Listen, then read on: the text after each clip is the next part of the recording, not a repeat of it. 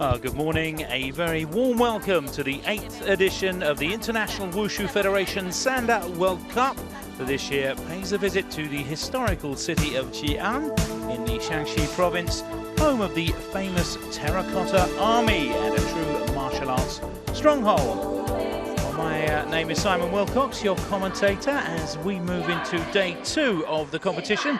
It got underway yesterday with a spectacular opening ceremony, followed by a taste of things to come, with a handful of bouts dominated, as expected, by China and Iran. With me yesterday, as he is today, martial arts expert Anthony Sims. Another great day of action ahead, Anthony. Yes, good morning, Simon. We'll look forward to seeing some fast and furious lightweight bouts and then into some heavyweight bouts as well. So we have a full menu of fights today across the weight categories. Well, not just one, but 2 sessions here at the Xi'an City Sports Arena. We get started shortly with the first of 15 bouts, and this evening we'll have another 15 with that session set to start at about 7:30 local time here in China. The officials, the judges, on their way in here, and as we mentioned yesterday, a plethora of different nationalities on display amongst the referees as well as the participating athletes.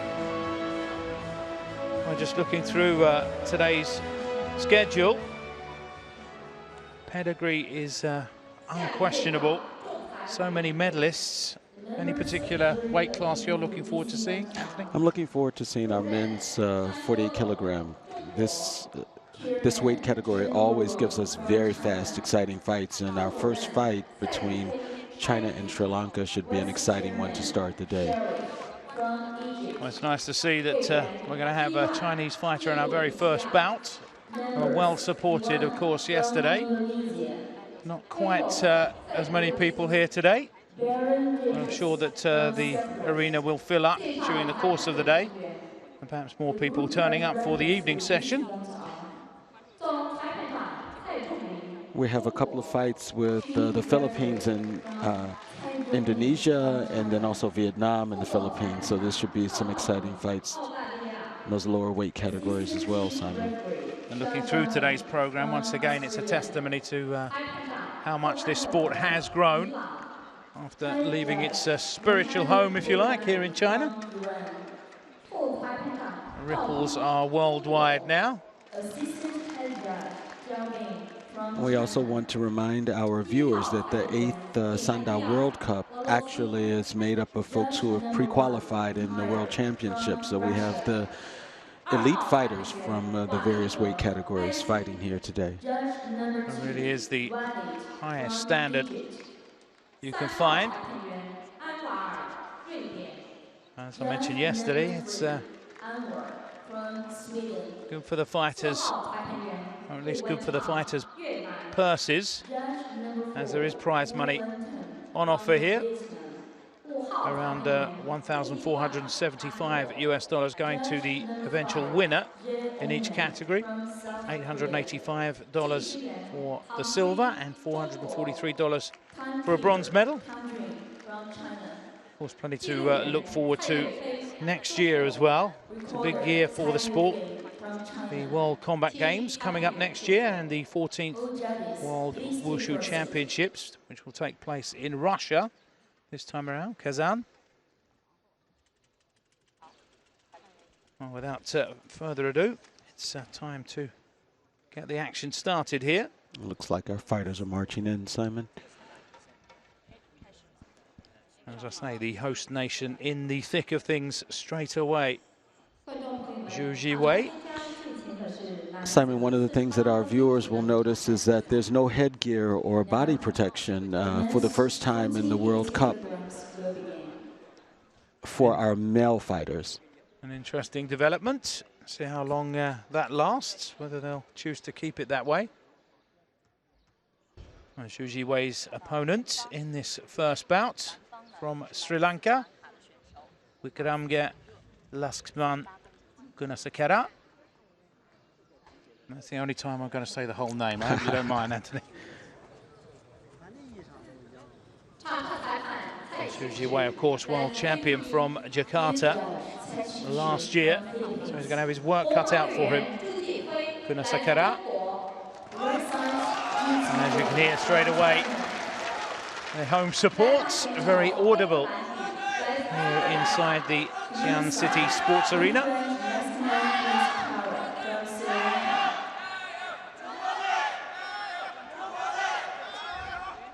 So day two about to get underway, the Hongqing Cup, the 8th Wushu Sanda World Cup. First round begins.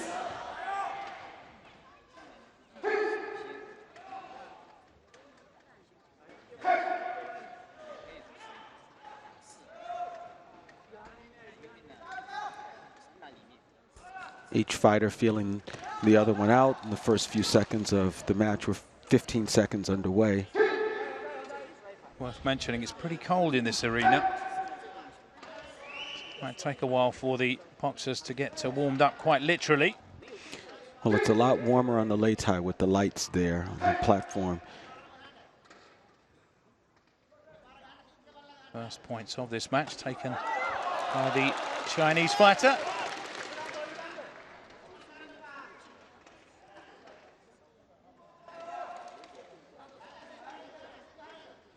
Biding his time here.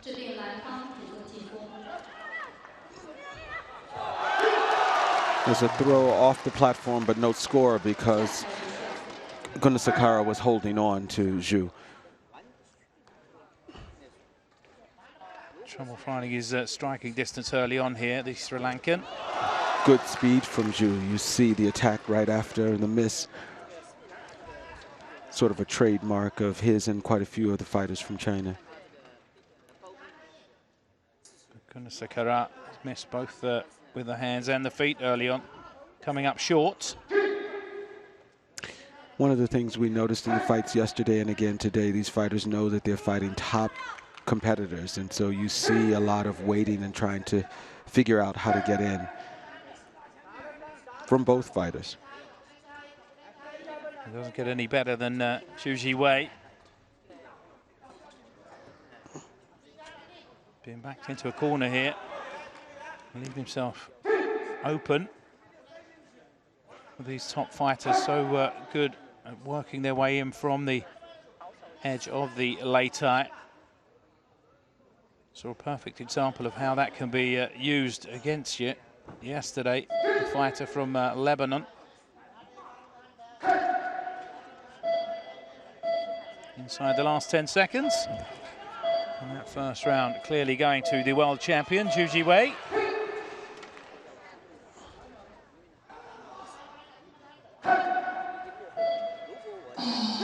So not a high-scoring round, but enough for Zhu Wei to... Comfortable start for China.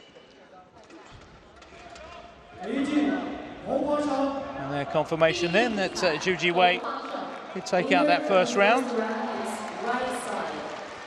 As you can hear, the crowd happy with that, as you'd expect. Look back at some of the highlights from that first round.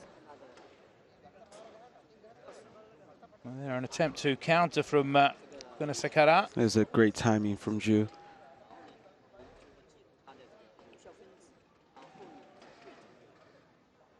He needs to get in closer.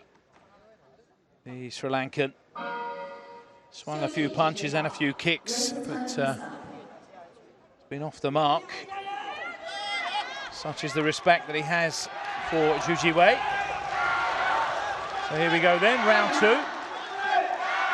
And Kuna Sakara on the back foot here after dropping that first round. Needs to get busy in the second. Nice side kick from Zhu. Kuna Sakara is a competitor, so you'll see him going after the technique, but Zhu can answer because he has his speed. Sort of an uphill climb for Kuna Sakara, but you can see taking the fight to Zhu. Tries there with an overhead right. Both fighters pretty good at dropping their center of gravity, so we haven't seen. There's one takedown. Acknowledges the crowd there, Zhu. Big kick. Sakara got it back.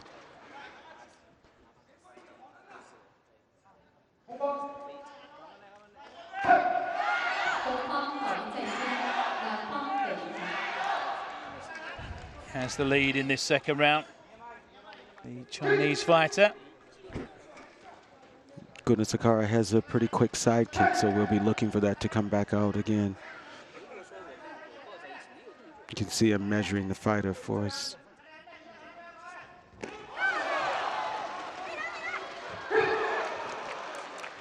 Again countered as he came in. Sri Lankan trying to get a kick away. A low kick, but was read there by Zhu Jiwei.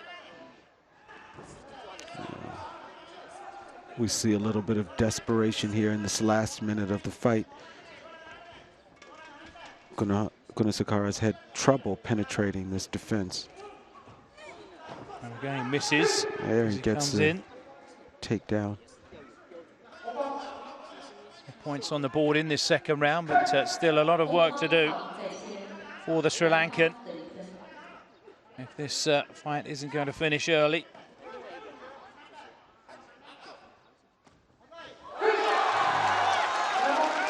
And there's the salute once again from Zhu Jiwei. Seems to be enjoying this. Crowd certainly are. Well, these fighters have been eager to get underway. We've been here for a couple of days. Great opening ceremony, but this is what they've been waiting for. Certainly an air of expectation. That's a nice left. And a beautiful takedown. A smile appearing on the face of Zhu Jiwei. He knows he's controlling this fight. And down he goes again. It's his second technique twice. Same technique. And the gap grows as we come to the end of the second round. It's going to be a win for the world champion. He lives up to his billing. And there it is, still going, the boys. Smile there from Sakara. And Zhu Jiwei overjoyed and living up to expectations here. Well, it's great to have an early win in front of your home crowd. The coach seems happy enough.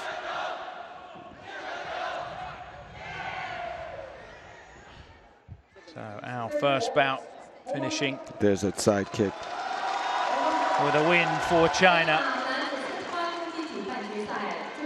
Zhu Jiwei comfortably through to the final. Winner of the men's 48 kilograms is right side, Zhu Jiwei from China. Just the ability to control the ring, as you were talking about yesterday, Anthony, very evident in that bout. We waste no time. We move ahead with the men's 52 kilogram class. And a match between the Philippines and Indonesia. We typically see some fantastic fights between the Philippines, Indonesia, Vietnam in these weight categories. So let's see if this holds up to the billing as well. We have Arnel Mandal from the Philippines taking on Gunawan from Indonesia. Mandal, the world champion, in the red and in the blue. Gunawan, who finished in bronze medal position in Jakarta.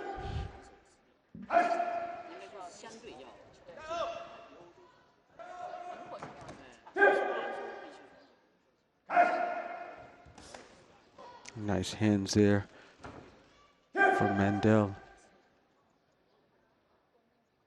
Already being cautioned by the referee about holding.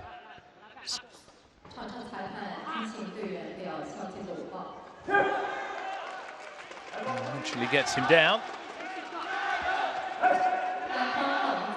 Already this has the feeling it's going to be a close fight.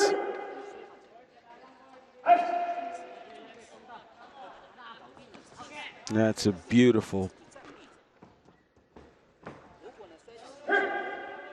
right after the thigh kick. Uppercut coming in from Mandal.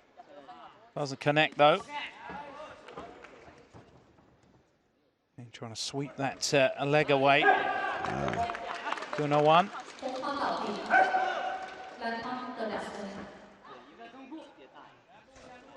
Both fighters scoring early on here.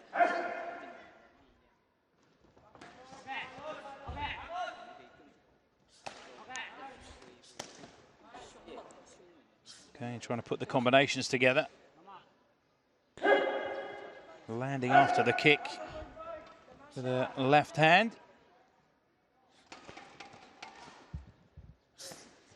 Both of these fighters are a great example of a strategy of as soon as an opponent attacks, using that as your timing to attack right away. Nice reverse from Mandel. Gunnar initiated the takedown and Mandel finished it. And again. And once again, seeing all the attributes needed in this sport. Seeing good hand and foot speed. Also seeing both fighters going for throws. So not one-dimensional.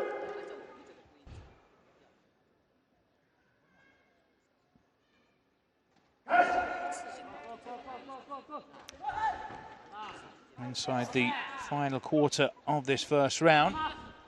And not much to choose between them. This is going to be interesting. Both, it's a slip. Both fighters have pretty evenly matched hand speed.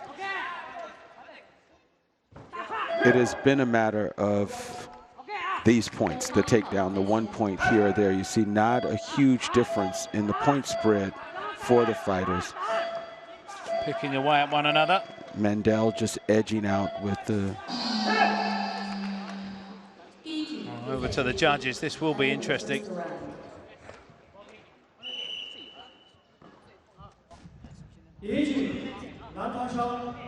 And it is blue, Gunnar one, that takes out that first round. Very close it was. It's a very close fight. 35 to 38.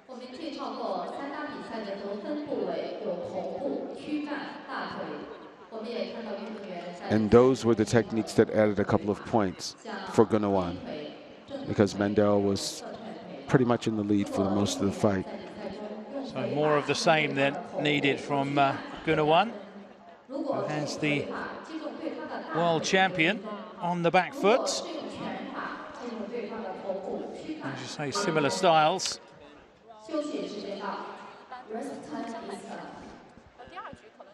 So now it's up to the man from the Philippines, Arnel Mandal. So it'll be interesting to see whether Mandel uses his hands more, because he is a fast boxer. We see him trying to lead a little bit. Big right misses over the shoulder of Gunnar one.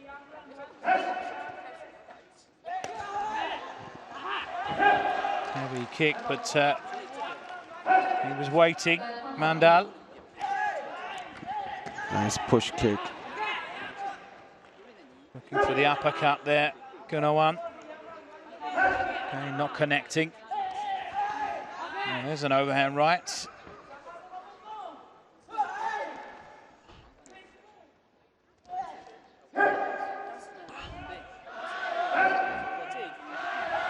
Wow. Oh, wow. That's a nicely timed side kick.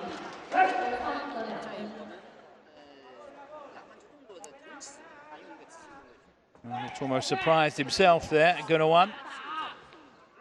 Talking about the speed of these smaller men, and there you could see. He caught him coming in with the side kick, so it's just off balance enough to take him down.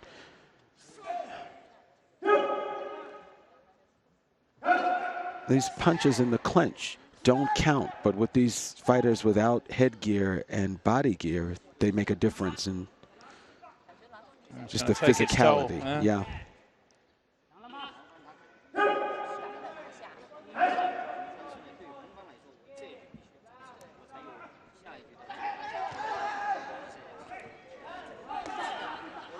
Frenetic action here.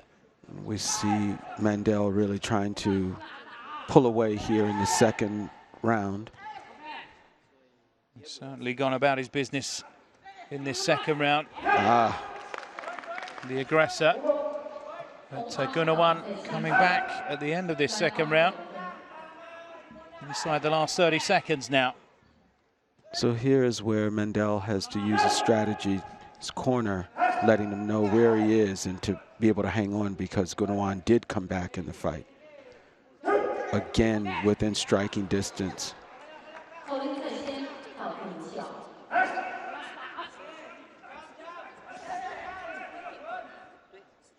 Not too much in it as we get to the final 10 seconds. We might get to see a third round here. Looking to push him off the lay tie there. Mandel saw what he was trying to do and quickly span away. And it looks as though he's done just enough, Arnel Mandel. But here's a good example of the point differential not being more than 2 or 3 points. One case for the judge. Have it. We'll have a decisive third round, but again, hardly anything separating these two fighters. There's that side kick. Timed it perfectly as he was coming in. Mandel is very good off the ground. He has heavy thigh kicks, and that side kick was just strong enough to get a charging fighter down. Gunawan, there's not much he could do about that. Well, now we do have the prospect of a very interesting third round here. It's going to be interesting to see who takes the initiative off the bat. We can expect that Mandel is charged up a bit, coming back in that second round and winning. He did start strongly in that second round, but Gunawan came back at him. That's right. It looks as though Gunawan wants to reverse that scenario here in the third. He started strongly.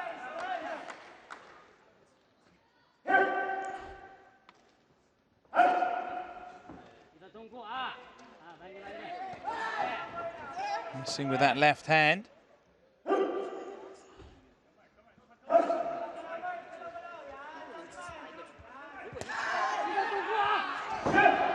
Gunawan's good at getting this takedown. 1 point, piecing it together.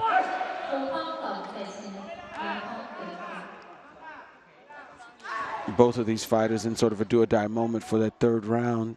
Mandel got paid for that kick before he was taken down for the 1 point.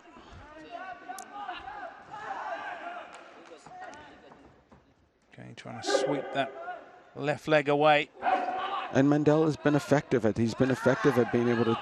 Gunawan been able to take Mandel down. There's another example, piecing together point by point. Well, there was no reason to expect anything other than another close round, and that's what we're getting here.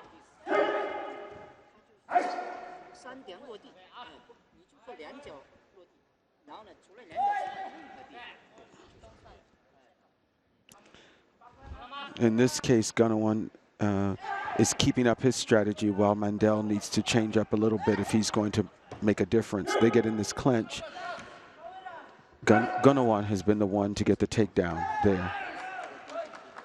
Slight edge at the moment, though, in terms of the scoring for the man from the Philippines. But that gap is shortening.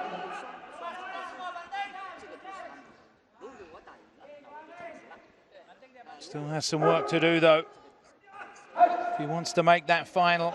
Gunawan.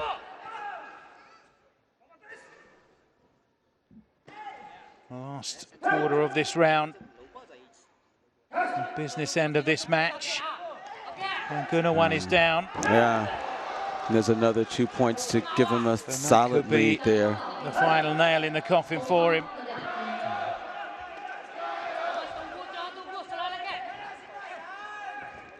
And another. Well, that should seal the deal for Arnel Mandel. He's pulled away towards the end of this round, finishing again the stronger of the two. It's been a great fight, this one. A very competitive match. And there it is. He's still not sure, looks immediately over to his coach. Must have felt he was in with a shot, and there it is. Arnel Mandal through to the final. The world champion coming good at the end of that fight. All credit to both fighters. Very close indeed, but there can only be one winner. And that winner is Arnel Mandal. Now we're going to have more Indonesia in the next match, as the world champion Yusuf Widianto in the 56 kilogram class goes up against the man from Vietnam, To Van Bao. So it's a repeat of the World Championship final. In fact, took silver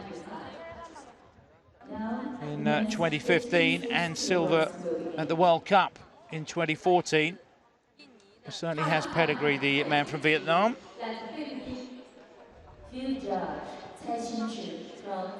Is there anything that typifies the fighters from Vietnam? Speed. Speed.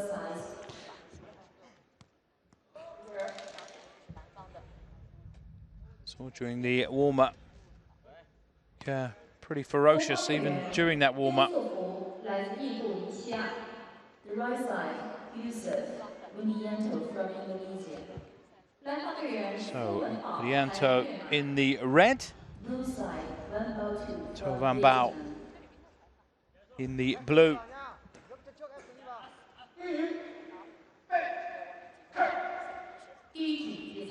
On paper, this looks to be another very close encounter. Absolutely.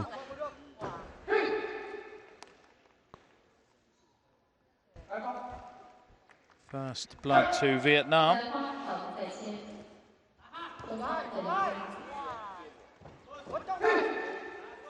That's the struggle that we see with a lot of these experienced fighters, not being able to get someone off the lei tai easily, and we just saw a great example of that.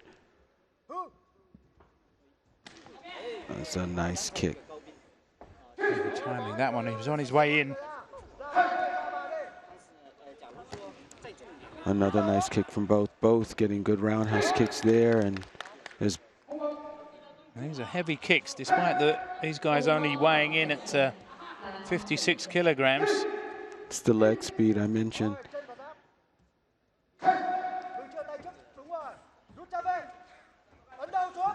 Okay, starting each attack with a kick.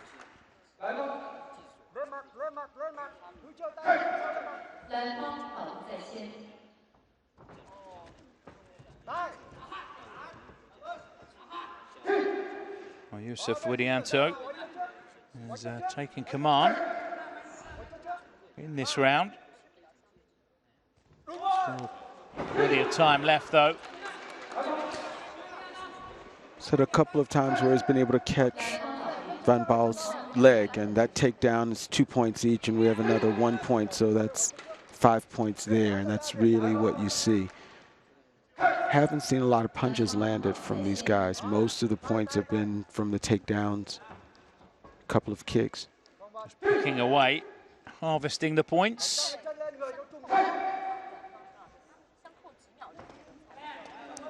Good speed from Widianto. There's Van Bao, finally gets a takedown there. Nice left hand there from Widianto. He can still stay in the thick of things with this round. We have about 40 seconds left. Attempted head kick from To.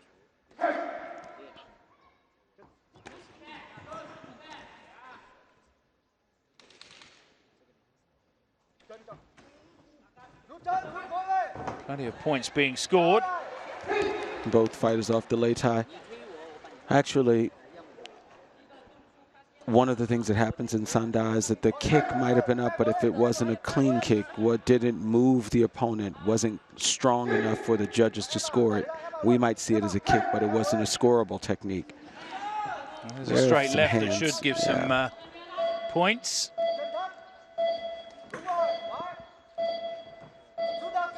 towards the end of this opening round, and it's a round that goes in favour of Indonesia. Widianto just edging it. And that's a question I was going to ask you, Anthony. When you are finding that your kicks are being caught, as was the case there for Toe, is it time to change tactics, or is that just in the bone marrow, so to speak? Especially in the case where when the kick is caught, that they're taking you down. So we'll see some fighters, Simon, throughout the fight that their kick is caught and they can actually stand and balance for a few seconds there. But when your kick is being caught and you end up with a throw, yeah. Right. Time to change tactics, perhaps. That's right.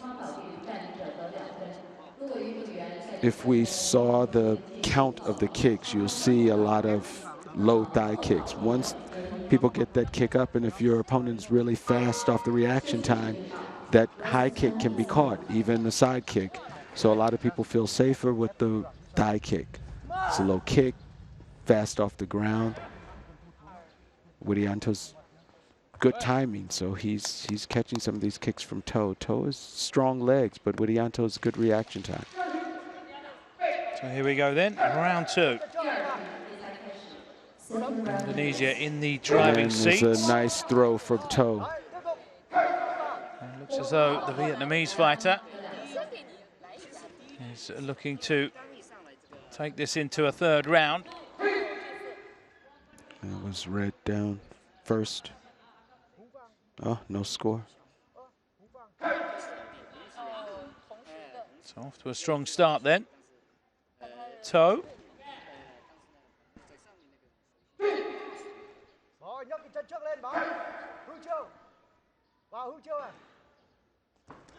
We have judges in 5 corners, and not every judge has the same angle on the lei tai. So sometimes you'll see a technique that wasn't clearly scored if the judge couldn't see it. That's why it's important for the fighters to make sure those techniques are clearly seen as much as possible. A definitive technique. Harking back to what we were talking about during the break. Haven't seen too many kicks this time. Too many high kicks from Toe. So he's learned his lesson. Yeah, his leg is caught there again with Widianto. But Toe has definitely improved, at least in the eyes of one of our judges here. The rest of them have them pretty evenly matched. Some nice hands from Toe, getting a couple punches in. We haven't seen a lot of punching. Both fighters going to trying to grapple or that thigh kick. There's a kick, Widianto grabbed by Toe. Taking a leaf out of Toe's book, or rather Widianto's book. And it's paid dividends for Toe here. And off the lei tai.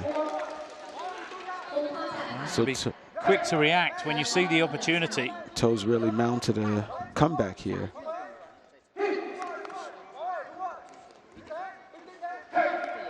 Still time enough for Widianto to come back, but he needs to get a move on now. There's a punch. Straight left. Yeah.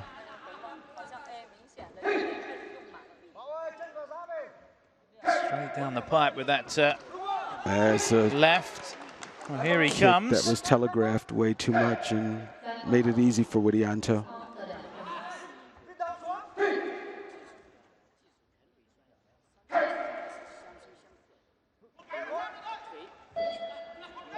So inside the final 10.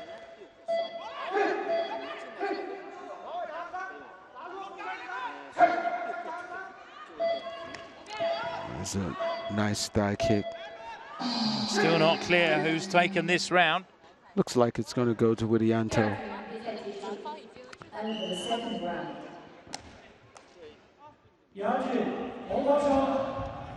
Correctly. Toe thought he did enough there, but oh,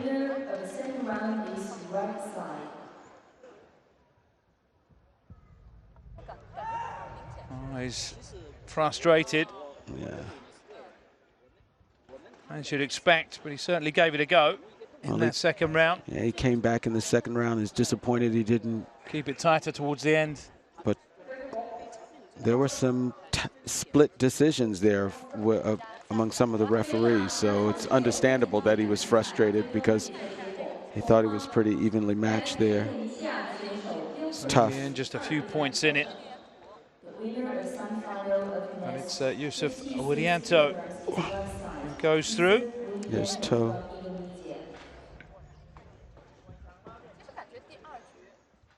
And that's why Toe thought he didn't. There's two good examples of where he got some points, but here's a takedown.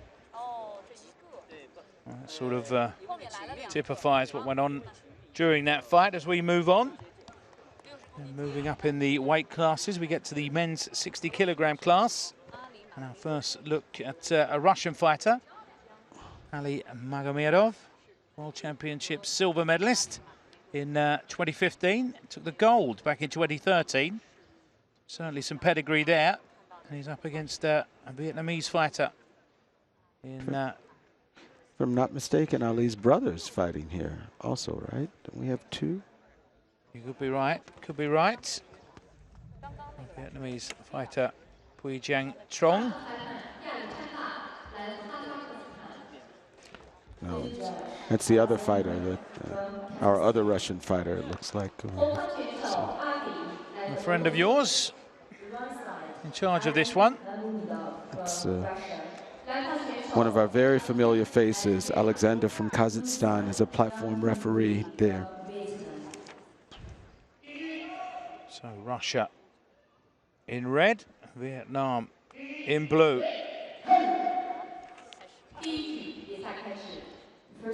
We have two Alis from Russia. That's where That's easy. That's a slide. So get confused. Just a misstep there.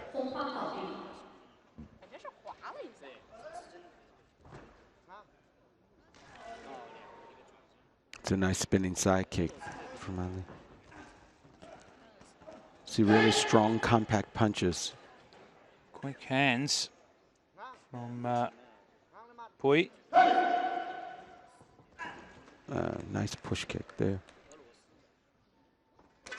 Oh, wow.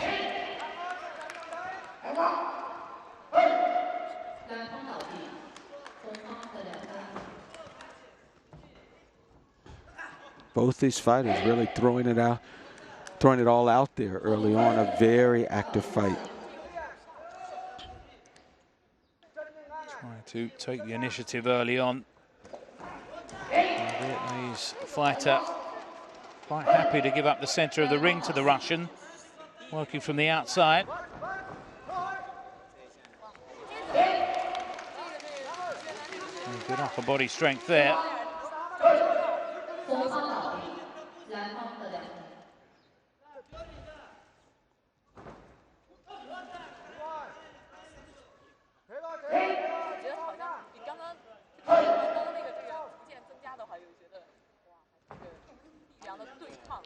The leg speed from Bui. It's two really strong fighters here. Staying away from that straight right. Bui, he's got hold of the leg. And he got the takedown. Magomedov upended.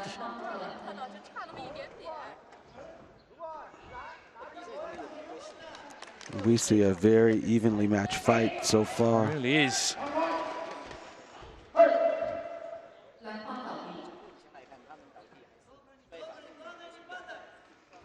So 30 seconds left of this opening round.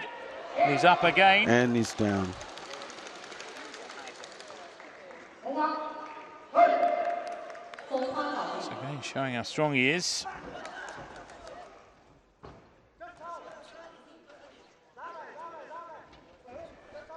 We're nearing the end of this one. That's right, but look at how evenly the fighters are matched, and there's red down. Might be just enough for Bui. Just a couple of points in it. But this is one of our closest matches. I'm not even going to call this one. Bui is edging it out with 2 seconds left here. It's too close to call in my book. Interesting to see this one. It's gone to Bui. as you suggested, Anthony. Winner of the first round is blue side.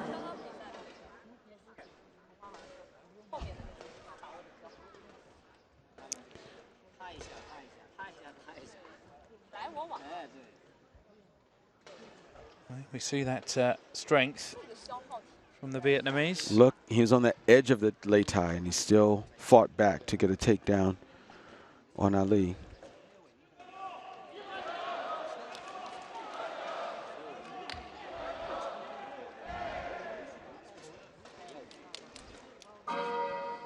That first round close enough to believe that Ali Magomedov can turn this around.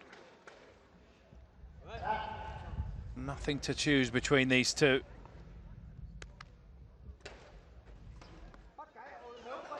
We'll see whether our Russian fighter is going to use more of, if he has some extra techniques in his tool bag, more throwing, more punching. Let's see what type of adjustment he makes. He needs to avoid being picked up as he was twice in that first round. But look at how adept these fighters are at staying on their feet.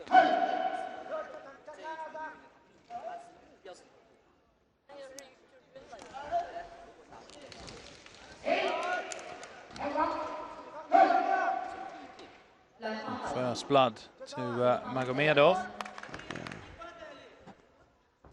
He's down again. We usually see good wrestling skills from our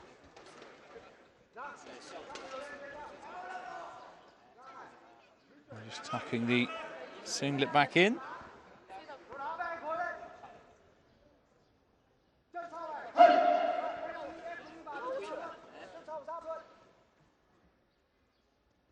So here's an example in the first 30 seconds of the fight where Bui hasn't been able to mount some points from some of the judges, and he's off the platform there.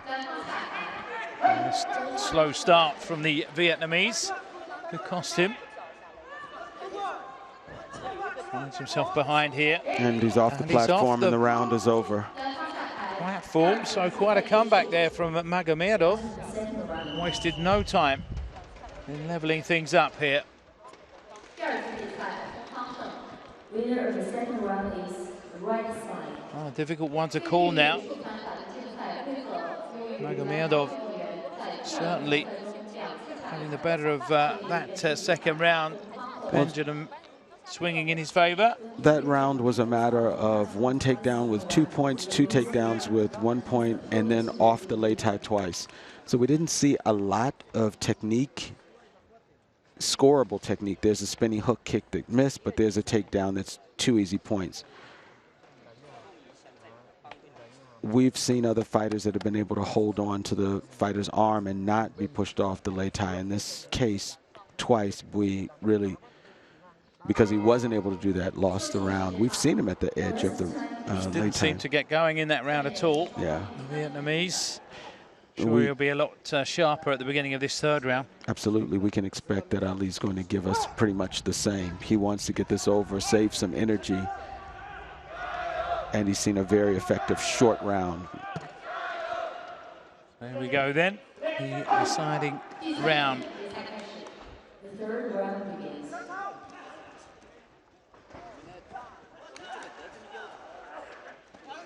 Oh, a very fast start from both fighters here.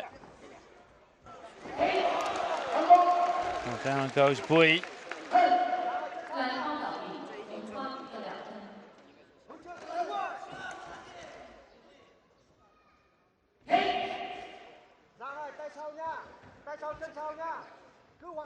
That's the first 20 seconds of the fight. There, a lot of technique that we saw. Some scoreable, but a lot of movement. Fast and furious.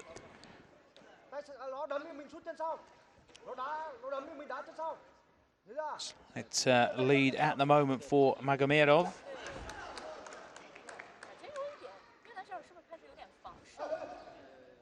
Missing with that attempted kick, Bui. Bui having trouble finding the range for his technique. Again, trying to time that leg. But you see the strength of Ali being able to hold on and So it's a difference between that first round where we was able to just edge him out so far. We're halfway through this final round now. And still the Russian edging it. Comfortably. But he's not on the board with a few of our judges yet, so they want to make that difference. I'm trying to be a little bit more active now. It's on the board finally, and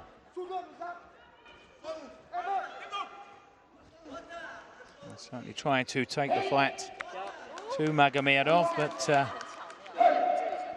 not finding a way through at the moment. That's twice he's paid the price for.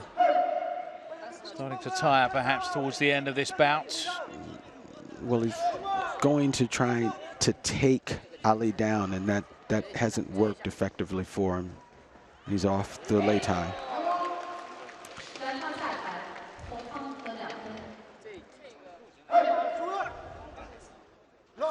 See with the right. Some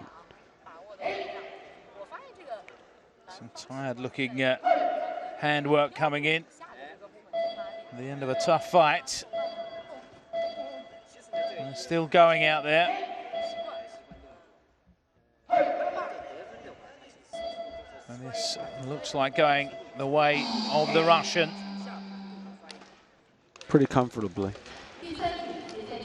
Ali Magomedov coming out on top as expected. This one going according to the form books. Shake of the head from the Russian, perhaps a lot harder than he expected. But he has come through. So he will be fighting in the final.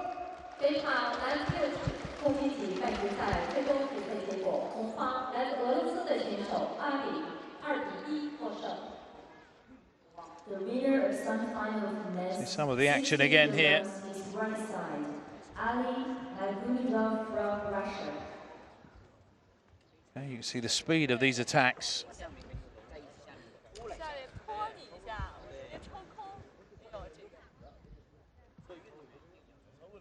Well, moving up in the weight classes again, up to 80 kilograms now.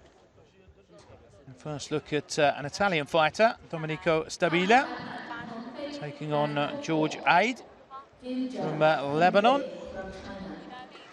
I saw a Lebanese fighter yesterday. He was quite inexperienced. The opposite can be said about a Lebanese fighter today.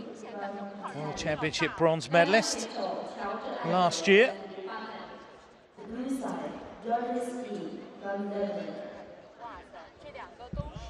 Man in the middle, Pong Fei.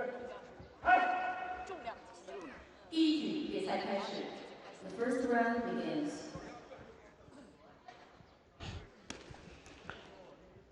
Stabile in the red.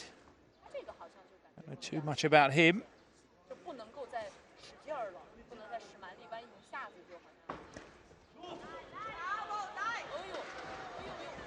Let's see if he can get him off. He did in the end. A long way across the lei tai. George couldn't get out of that hold.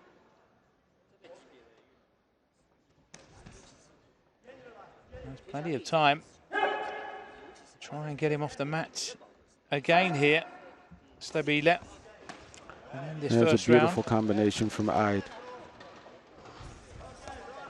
And there he's fighting at will here, and Stabile's off. So here's the difference between the two levels of the fighter, and I think it'll become more evident in the next few seconds. He seems to have lit the touch paper by pushing him off. He didn't like that at all, did he? Aid. Not at all, but more importantly, he hadn't. Look at his combinations. That's a roundhouse kick kicking him down. So certainly warmed up now. He started slowly. Now found his rhythm. yeah, Big kicks coming in now. You can tell that we've upped the weight class. But also, unlike his opponent, Ide has another gear that we see already. He's thrown very few single techniques. Most of his techniques have been a combination.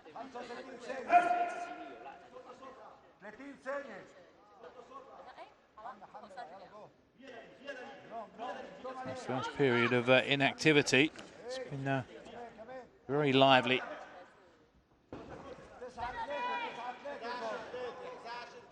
Just eyeing one another up. Ide asserting himself after the Italian took the opening points.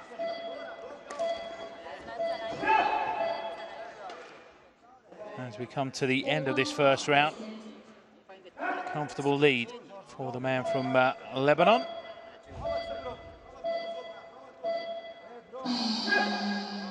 And we can expect that with someone who's had this kind of experience in the World Championships, fighting through lots of rounds, building this experience. Well, they don't panic, even if they go behind early, and that's exactly what we saw from George. Here's that early breakthrough for the Italian. Look at how long he stayed on one leg, but look at the combinations he fired back with later.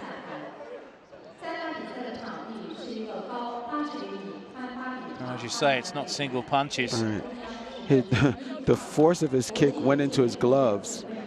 Our Italian fighter, Stabile, actually blocked the roundhouse kick, but the weight of the kick was still heavy enough to kick him down, and he's a big guy. Yeah. You wouldn't want to be on the end of one of those kicks. But he knows that Ide has really taken it up a gear, so now what does he do? If he fights more defensively, it's going to open the door for the man from Lebanon.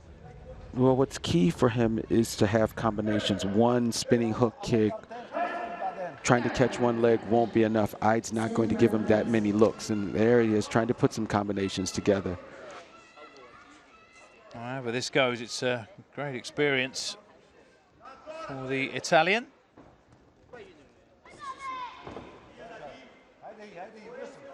And reaching for the legs and being caught there with an uppercut.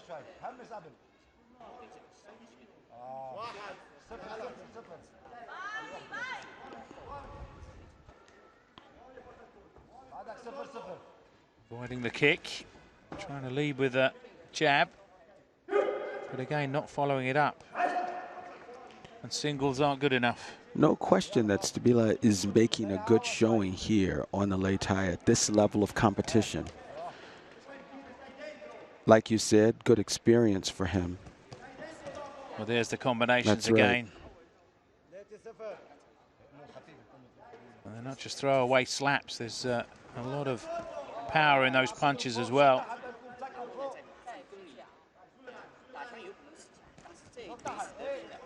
It's like a training drill. 3 combinations in a row. A 4th one. Up, down, up, down. This is what you want to see, and Stabile has nothing to respond to, and now off the Lei Tai. The techniques themselves didn't score a lot of points, but he's going to make it a short round, and he's off the ring. And that's it.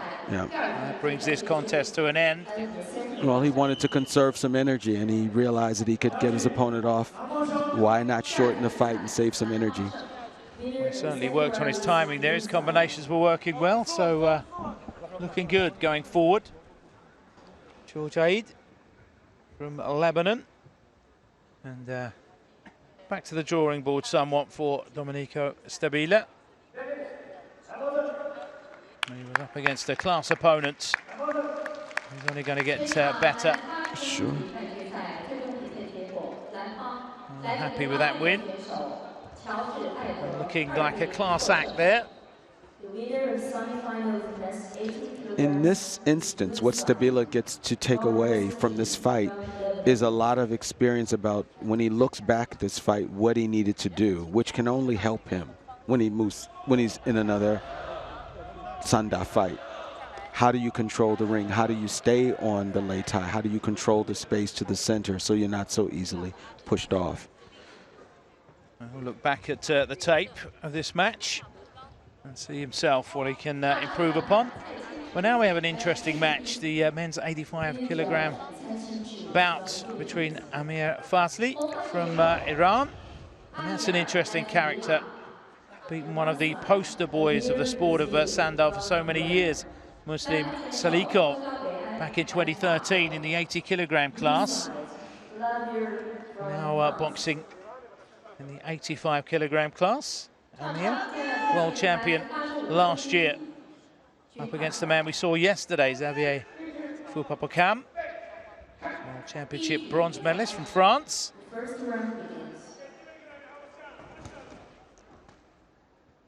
Wasn't far off yesterday, was he, Xavier? Well, we see has good energy coming in, having fought against an opponent that didn't have to fight yesterday. So we'll see how that holds up through the round, because we know that Fazli is a strong fighter.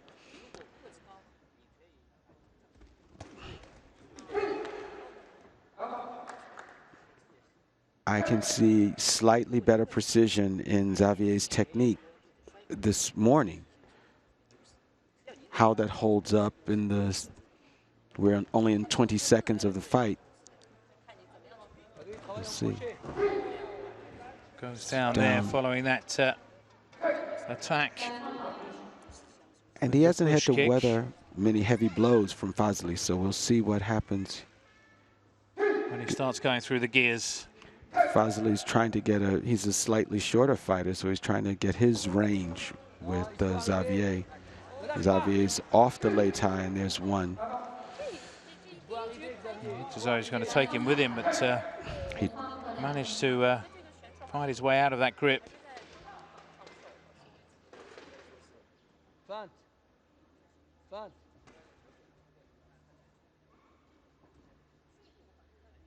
I would not be surprised if Fazli went for the push-off again, shortening his opening round. Yes. That was a nice thigh kick. See Fazli warming up a little bit here. Frenchman perhaps aware of what you were talking about, owning the center of the lei tai to avoid being thrown off. And here's his chance. And he's off again. There it is.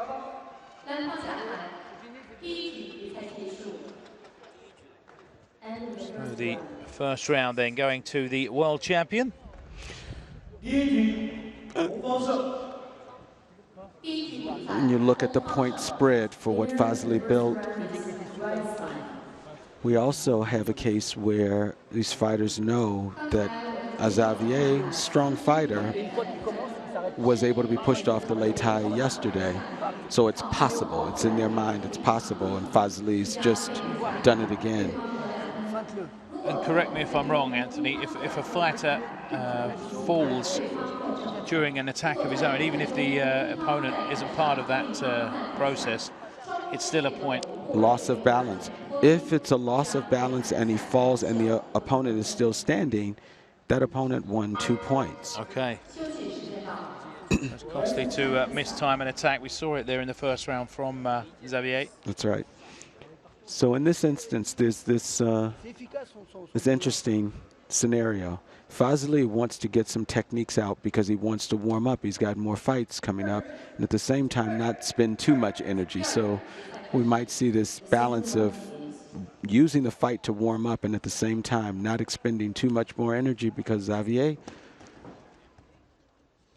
wants to get this round back. Yeah, he's a capable fighter. That's right. Early on in tournaments, fighters working on their timing, getting used to the lei tai.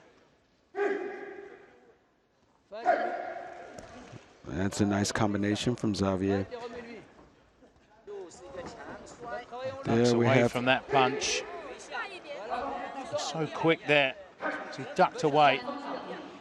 Xavier looking for a right hand, which he missed, and off the lei tai once. Punished. But if you notice, Xavier was down and Fazli didn't try and get him off the lei tai before. He's trying to throw some technique out there because he needs little time on the lei tai.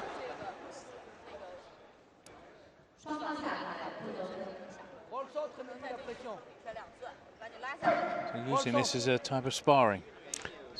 Right. It could be a dangerous game. Right.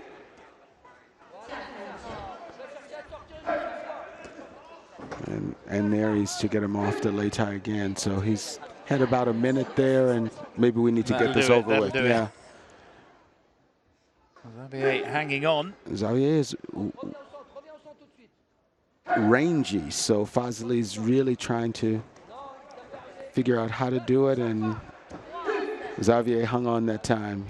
Well, one of the things that strikes me from my time commentating boxing is that the jab is seldom used. Well, we saw keep a fighter at bay, because this is a perfect opportunity with Xavier being so much taller and possibly having a lot of advantage in terms of reach, and keeping your opponent at bay with a classic jab could give him the opportunity to use those long legs. Could. He knows that Fazli also has good legs. He's seen Fazli give him a push kick, so there's a shorter distance to go. We saw some effective side kicks from China.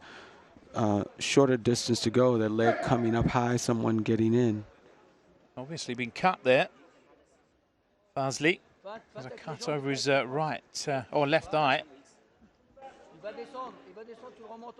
Not enough yet for them to stop the fight, which is interesting. We're down to the last 10 seconds.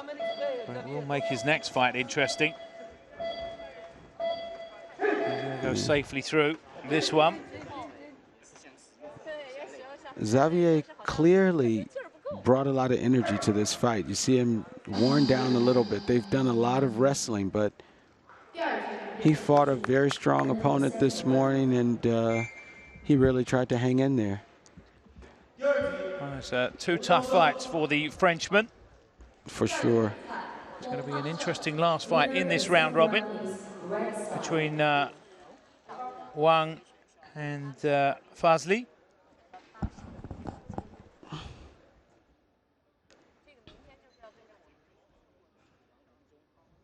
So win for Iran and the world champion. And they'll work on that cut. Hopefully it won't trouble him going forward. The winner of the men's 85 kilograms in the right side. Amir Fazil. We are in the realms of the big boys after this one. As we look back, good combination there from the Frenchman.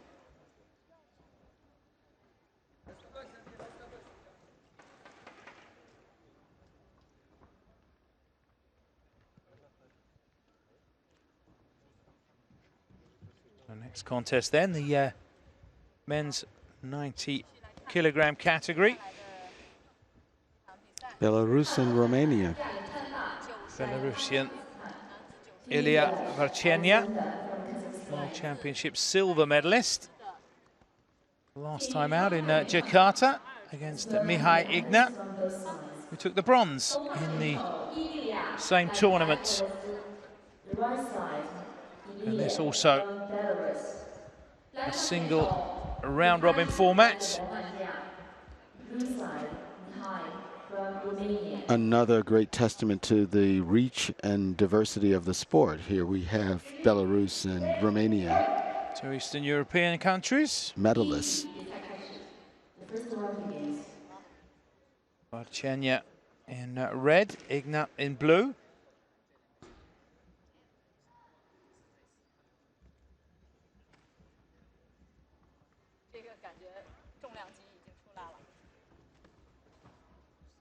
Varchenya is showing us he wants to use the reach of his legs.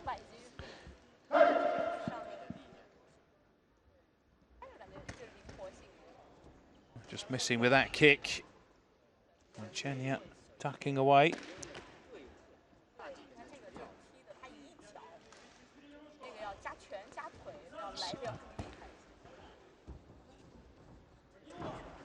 Both of these guys willing to throw some heavy punches. Ignat that roundhouse kick is a little slow. We'll see whether Varchinia is actually able to grab that and take him down. We've seen that in our other fights. You see these big guys have a lot of room for these long kicks, so it takes a while for them to get there compared to some of the speed Smaller, we've seen. You can see the tempo dropping the heavier the athletes out on the late eye.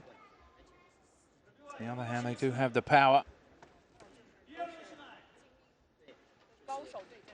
So the ability to change the outcome of a bout in a few seconds. Big kick or a big punch. You can see that Varchinia's go-to kick is that push kick, which is a very effective kick. We'll see if he's able to score with it more during the... A good left hand there from and a takedown Ignat. for Ignat. So here's an example. We're a pretty low scoring round, and we're coming to the close of the first round.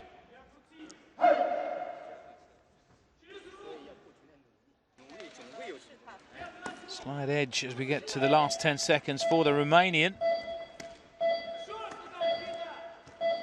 He's finishing strongly here. Trying to catch the eye of the judges. Good finish from Ignat. I think he's taken that first round. Let's see. He did. So a strong start then for the Romanian. Turning the tables there on Varchinia. Took the silver. He took the bronze himself.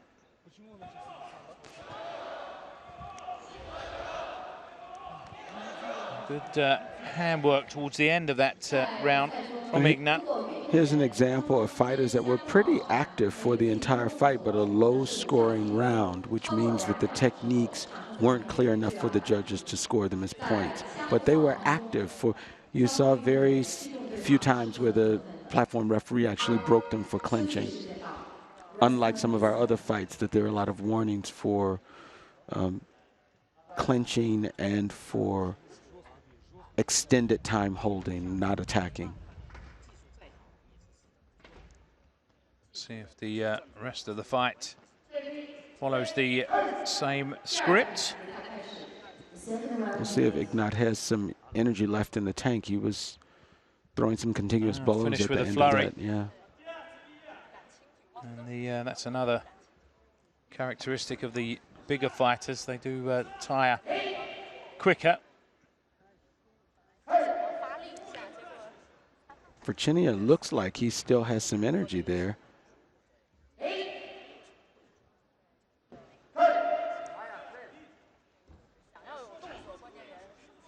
The side kick. What's great about these big guys is that they're not reluctant to use these legs, which is really neat, both of them. And there's a takedown. Just sweeping away the supporting leg there.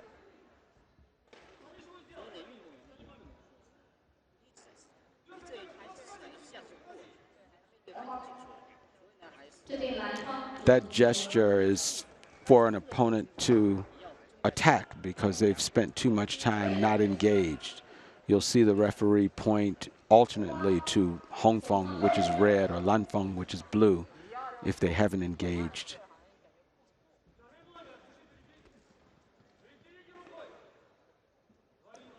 It's another example of Romania edging out, Ignat edging out the points as we move into sort of the last 50 seconds of this. Not as much activity in this second round as we saw in that first round. There's a straight right from the Belarusian. Not enough. Varchinia's not. Not enough power on that right hand to score. So this is something that you'll see in Sanda.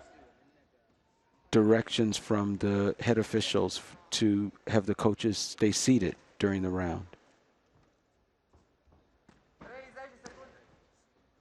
So inside the last quarter of this second round. And Varchenya has some work to do to keep this bout alive. Well, he's coming back, but has he done enough? Doesn't look like there's enough time for him to really shift the course of this match. Ignat's, as we hear the counter, the clock counting down.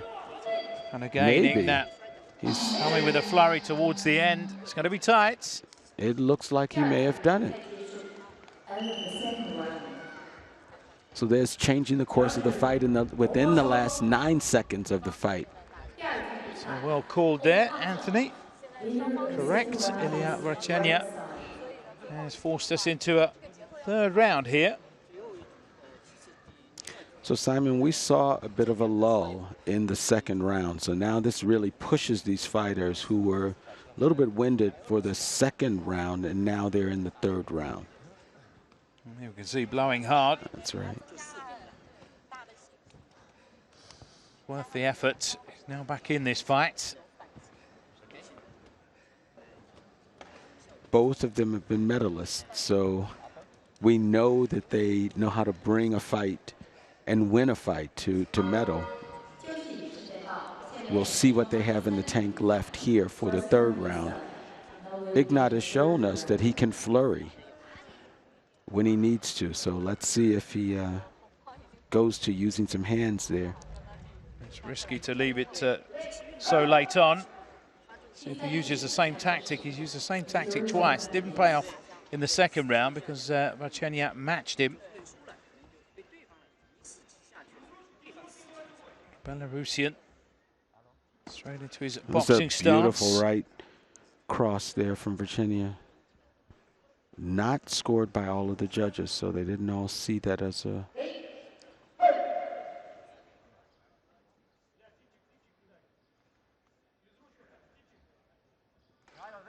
Using his boxing skills early on here, Varchenya. Not so much feet.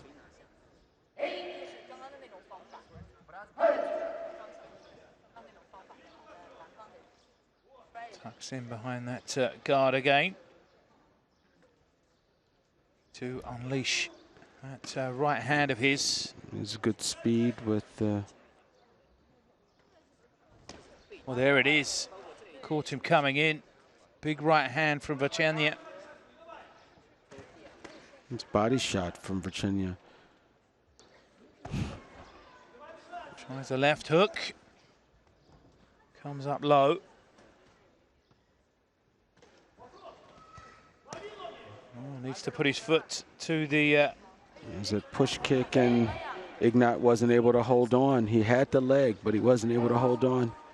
Well, this fight is slipping through Ignat's fingers now. Varchenya ups the pace. Ignat got a takedown there. And so we're here in the last 35 seconds of the fight. Varchenya really trying to mount something here. Well, let's see if Ignat does as he's done. Well, he's caught with a right there. Varchenya reaching with his hands. He's had a classic boxing stance here the whole time. We haven't seen as many punches. Missing with a left hook. Varchenya, who's in the ascendancy here as we come into the dying embers of this match. Looks like Ignat's not enough energy there to get all of his techniques out. Finishing the stronger here. Yeah. Another left. Finds the target. And I think the Belarusian has done enough. And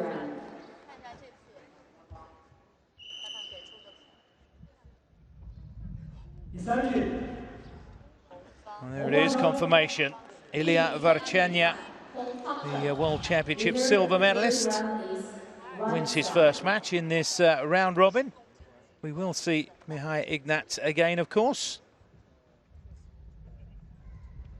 Let's see what he'll learn from his opening match here. Tough match.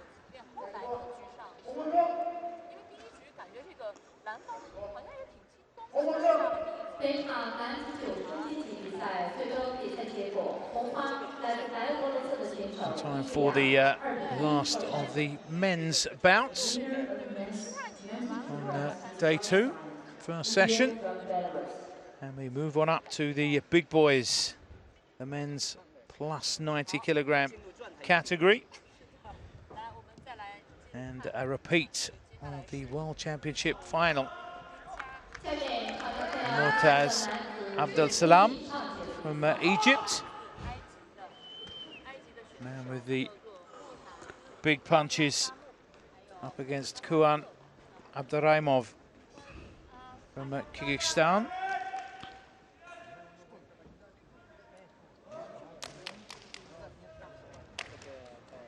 You saw that fight.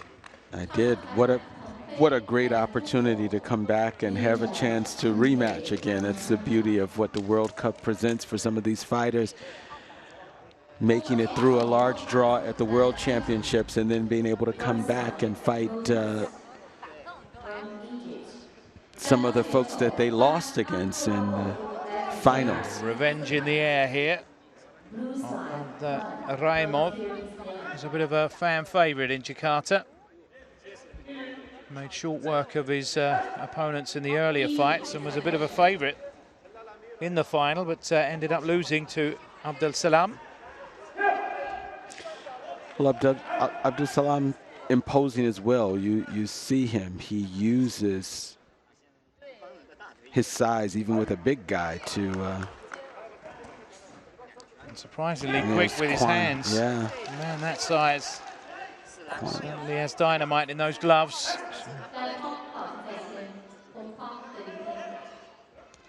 It's a nice spinning side kick.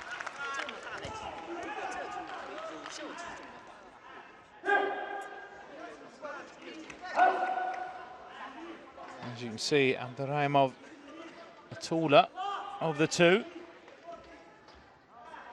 So far, Abdel Salam doesn't see that as a problem, finding his way in, catching that leg. And even these big guys have got incredible balance. That's right. It's a nice roundhouse kick from Xi'an, but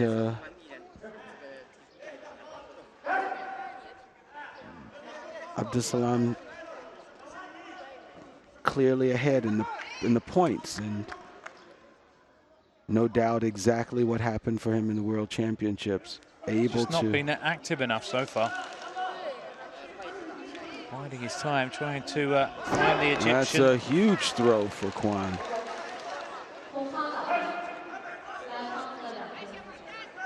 Already blowing hard by the look of things. Xi'an has strong and fast legs if he's able to use them. That's a huge knockout, right. I remember, in Jakarta.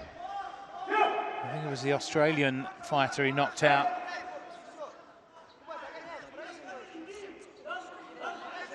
Oh no, it was the guy from Cameroon, it was. From Cameroon. Yeah. And he's come back into this round. Ah, that's a nice kick. We come towards the last 10 seconds.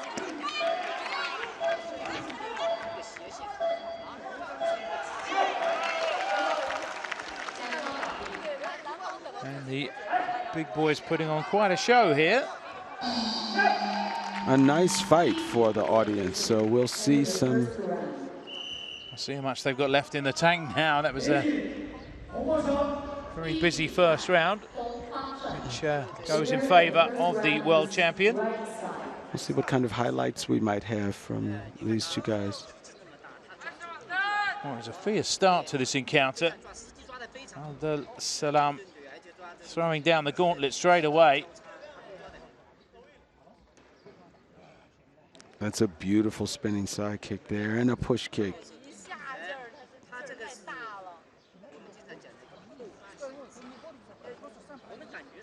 It does surprise me, the speed shown by these guys.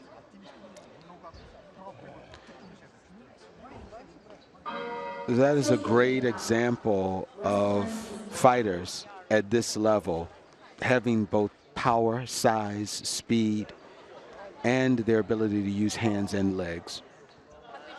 And as you pointed out, the balance as well. I mean, it's rare that you see all of the attributes on display. Both these fighters certainly fit into that category. Okay, and that long looping right hand from Abdel Salam. Doesn't score this time, but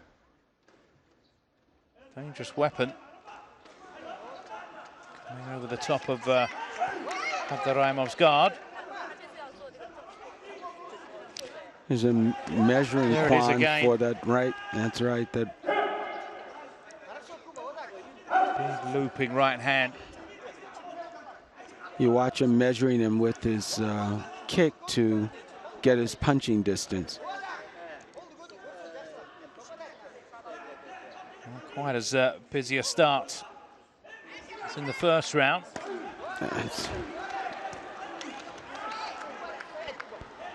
Catching him on the way in with the right hand. Not sure if there was enough power on it to be a scoring shot.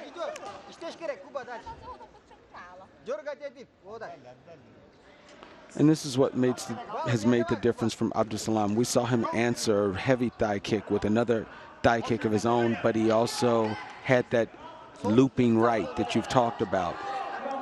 That's making the difference in the point differential for these two fighters. Evenly matched here in the first 45 seconds, but Abdel Salam just adds point here, point there. It's a very close second round, this. The Egyptian with a slight edge. Some work here for Abderraimov. He wants to keep the bout alive.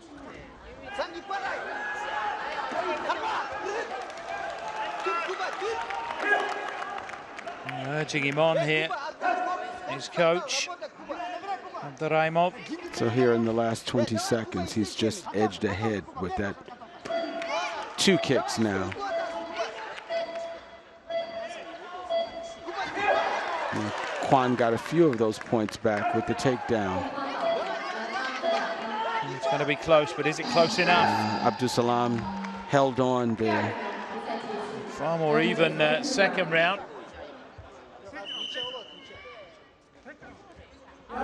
Here's a case where that fight could have gone, and it did. Kwon actually held on there. We have had a split round from one of our judges. So we'll see a third round with these exciting fighters. Indeed.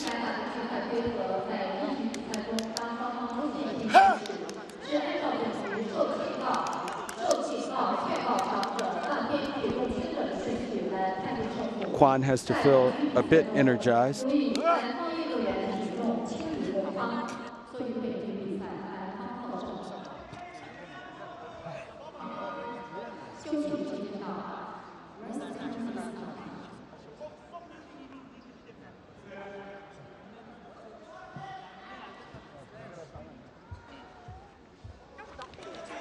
up he comes.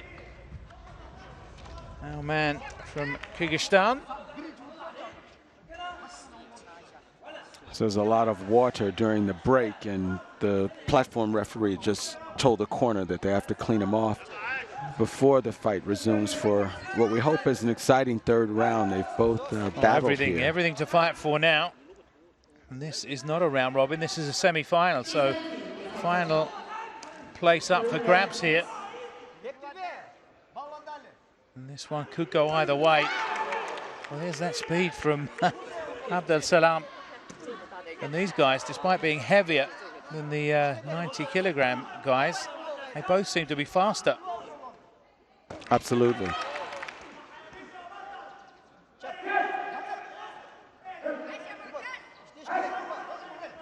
Abdel Salam ahead on the board already here in the first 30 seconds of the fight.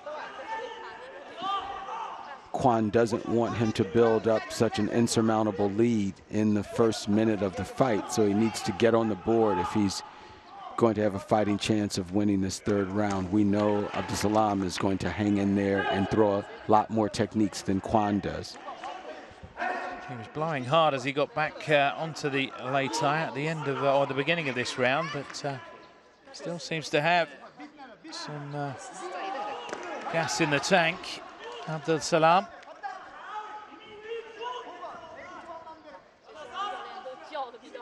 Biding their time here. I know that these points are going to prove vital.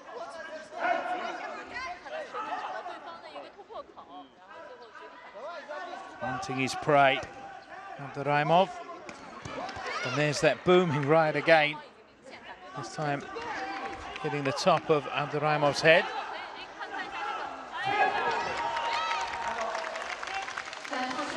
Kwan really fought to hang on there. He couldn't hold on to the glove. We're inside the last 30 seconds of this bout now. His corner's trying to tell him to get more techniques out, but Abdul Salam is pretty solidly ahead. Well, he's not going to have enough time to mount any sort of a comeback here. And he's going to be the reigning world champion. But, he got a nice takedown with 2 extra points, but not enough. So here was an example of he had such a gap to make up between the points. There it is. Look at how close he was. 2 out of the 5 judges actually scored him as winning the round. 1 more judge and he would have... Well, another fantastic contest between these 2 fighters. They do seem to bring out the best in one another. And that concludes the men's action today. We have some exciting action from the women coming up. Again, a whole plethora of medalists in action. We congratulate Motaz Abdul Salam, who will be in the final.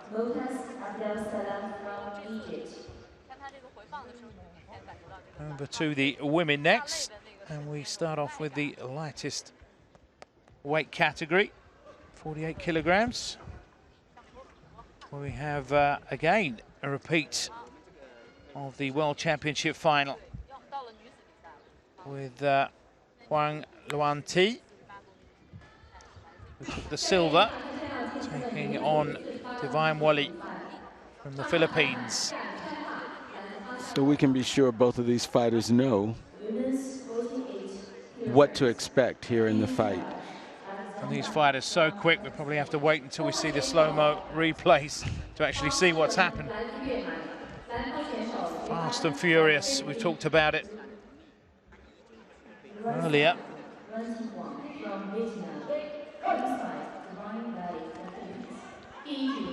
Hong is a slightly taller fighter. And Divine's, Wally gets her down early on. Well, these two are like Duracell rabbits. And there's Hong gets it back. Know each other well, of course. A lot of other big championships take place in Asia. Southeast Asian Games, the Asian Games. Beautiful throw for Divine Wali.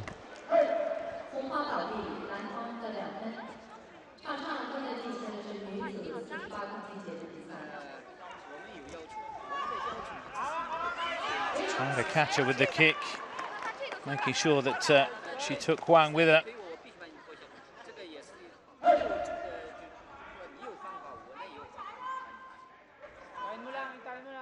Speedy reflexes, these girls.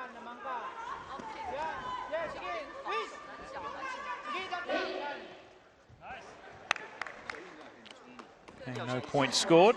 And here again we see this ability of the fighters to hang on when they're off the lei tai and not give away those points. Well, leading with that left leg, Divine Wali. Comes in, attacks on one leg, hopping towards her opponent. Trying Working her way to the body with that right hand.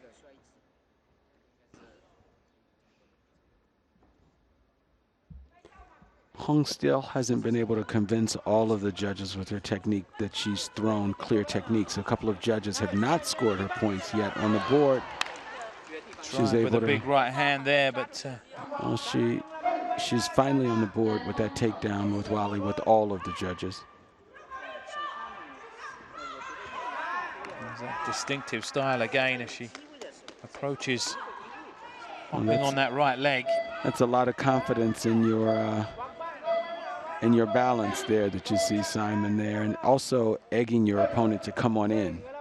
Does look dangerous. These girls obviously know what they're doing. So the first round over, and it goes in favor of Divine Wally, the world champion.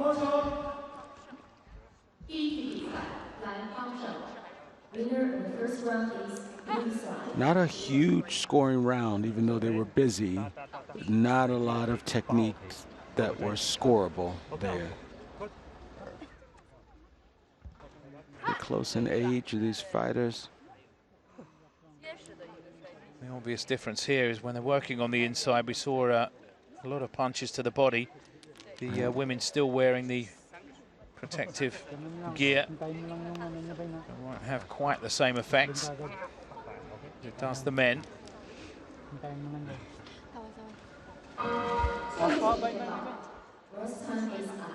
Both fighters can feel pretty comfortable, especially in the case of Hong going back in, that Wally didn't overwhelm her with technique, so the adjustments are not huge for her.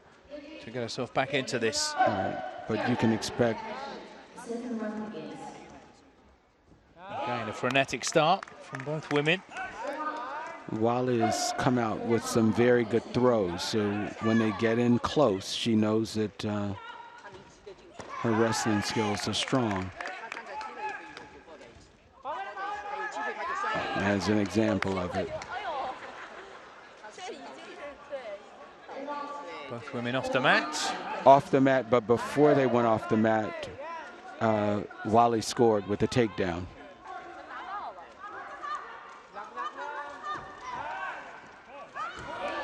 And there is Hong getting her first points on the board.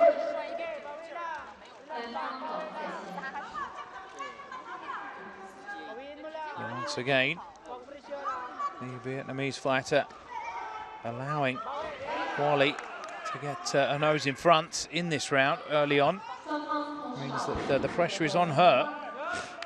Another takedown there for Wally, and she's trying to build a comfortable lead there. Distracting hand movement there from Wally. Trying to throw her opponent off. And Wally has another takedown. Hong has to figure a way to connect with some punches and some kicks, because clearly when they get in the clinch, Wally is the victor. So Hong needs more points that she's built on the board. We're into just over a minute. We were talking about the importance of putting together combinations. That's right. There's a nice right hand straight. Straight down the middle. And there's a good punch from Hong, not seen by all of the judges, but we see a comfortable 5-point lead, with the exception of showing her class here, Wally.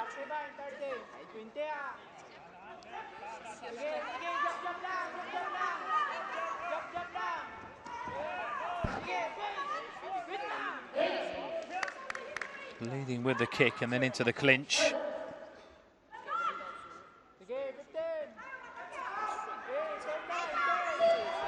Just controlling Huang.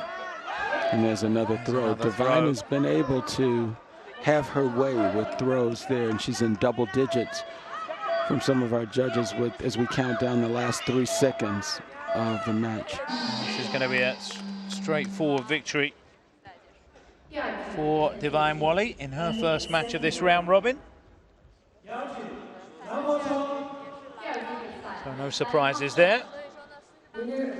round is blue No side. chance there for Wang to turn that result in Jakarta around. Once again, Wally proving too strong for the Vietnamese.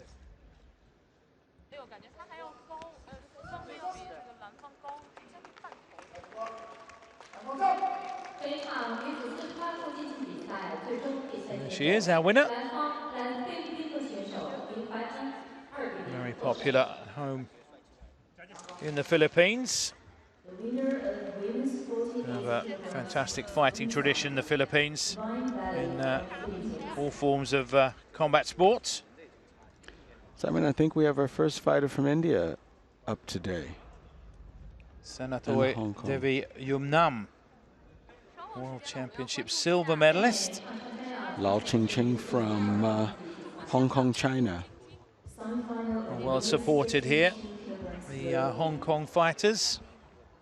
场上裁判蔡启池来自菲律宾 Field judge 蔡新池 from Philippines.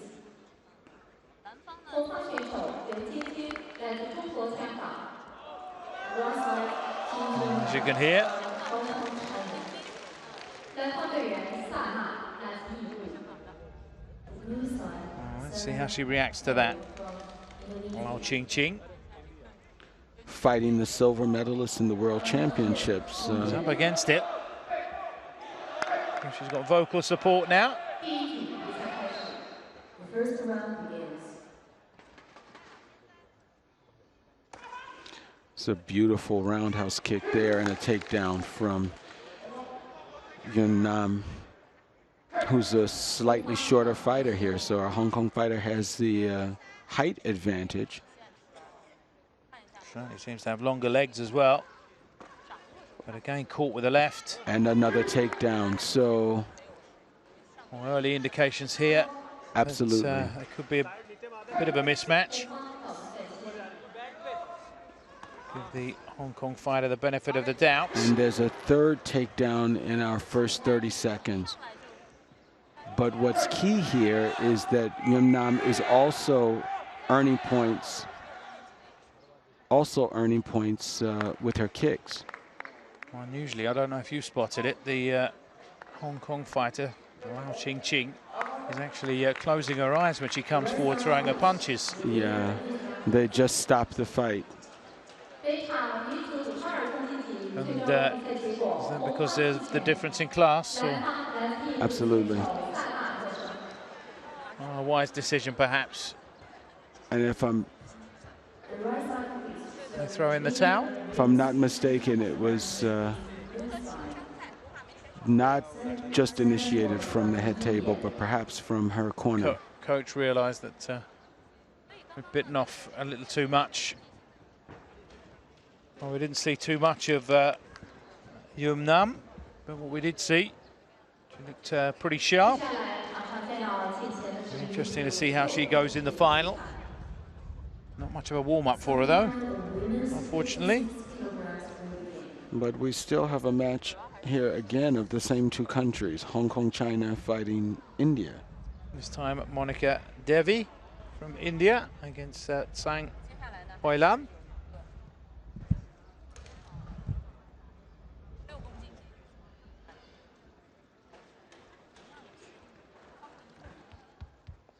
Sure, the fighters got caught out there.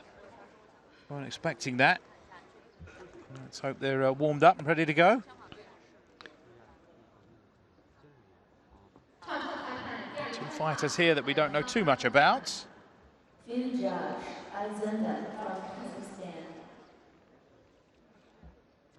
后方队员莫妮卡来自印度 The right side Monica from India. Monica Devi, 选手张凯兰来自中国 India. Huilan Zhang from Hong Kong, China. India in red, Hong Kong in blue. Let's hope that this will be a tighter contest.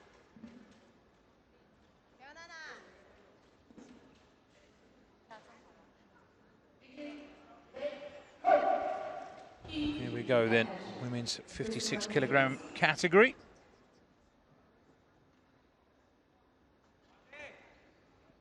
Neither fighter engaging yet. Really trying to size each other up there.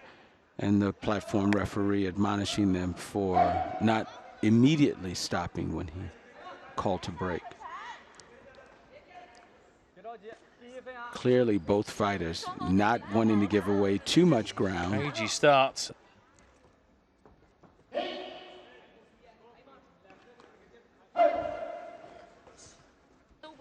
So we've gone a few fights where there's a slip. We've gone a few fights where we haven't seen a lot of clinching. We haven't seen the platform referees have to.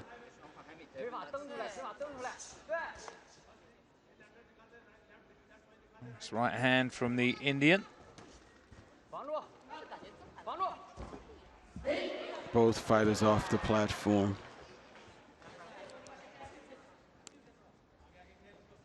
Bit of a slow start in this first 50 seconds of the fight. Maybe fighters warming up a bit to each other in the lei tai. Uncharted waters, perhaps. They've never met before, don't know each other. Hui Zhang, Zhang getting the first takedown there.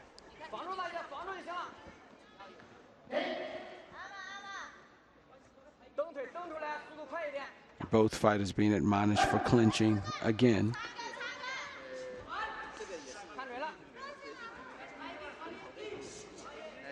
Hui looks to prefer, Huilan looks to prefer punching. Hasn't been able to get into a good punching distance there compared to Monica's hands that look a little bit slower if we watch. And I think that's why we see such a low scoring round here in our first round.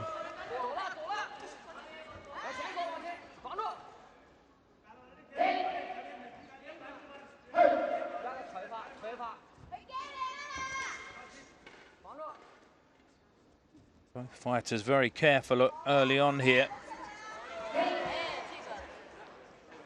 Not giving too much away. But at the moment it is Monica Devi, India. But not by much, Simon. Zhang could really mount a charge in the last 10 seconds and make a difference in the round, but I'm not sure she's aware of that. As we count this one down, no drama. It will be the Indian fighter takes the lead in this bout.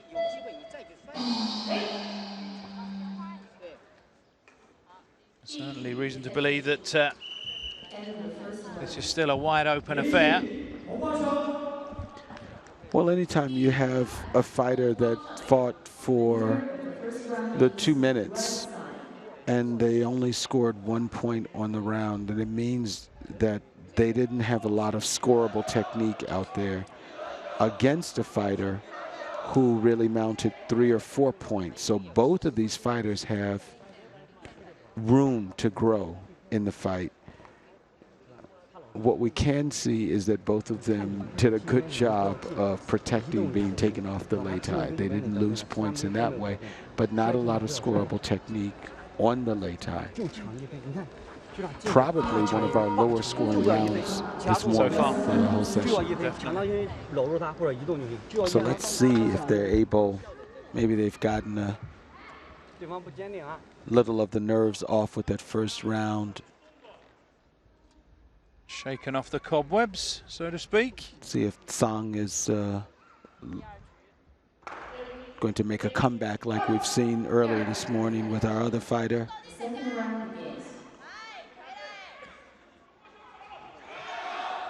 Starts on the front foot anyway. Has to find an uppercut, but that's blocked.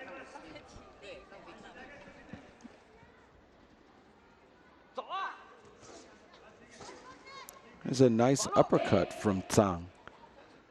She tried it earlier, but was blocked. This time she finds her way through.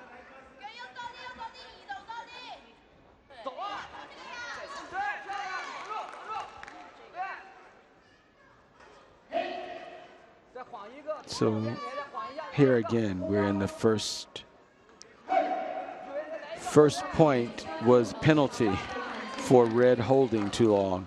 But before that, we're first 30 seconds of the fight, no points for either fighter. Finally, we're getting some points on the board. A nice takedown there for Zhang.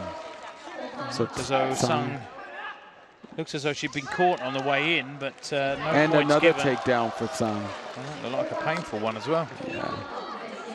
Some pretty flexible knees there for Monica.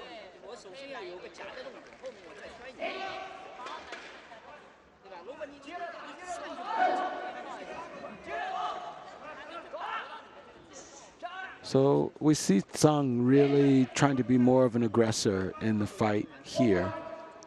And the second penalty for Monica for holding. Trying to time her as she came in there with that left hand. But again, not enough power. Third penalty for holding for the Indian fighter.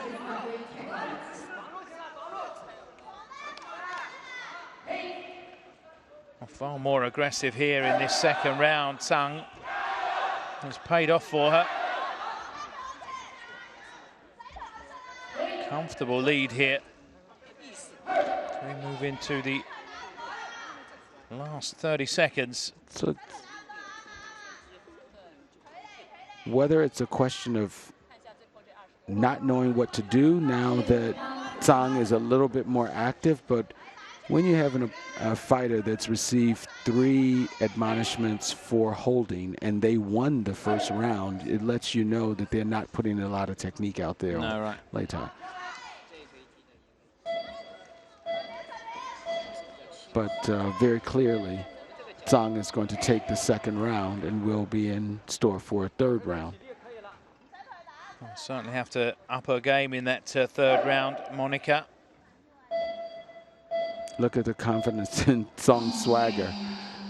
Far too passive there, the Indian. And in at least 3 of the judges, she didn't mount any points. So taking full advantage there. I don't know what they said during the break after that first round, but it certainly paid off.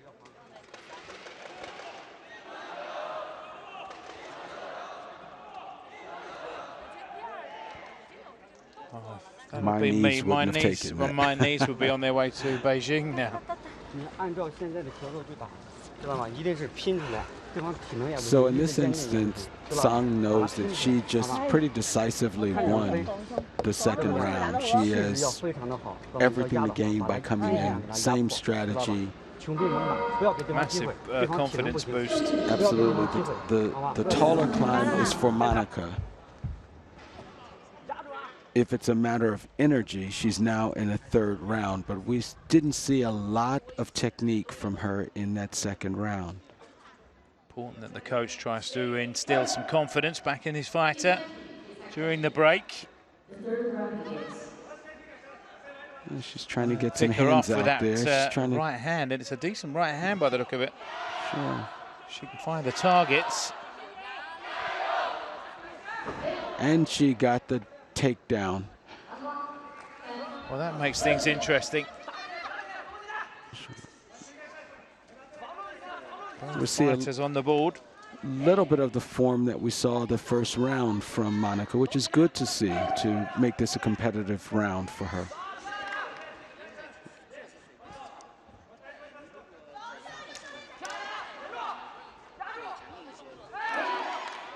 There's a kind of messy takedown there, but Zhang ended up earning it.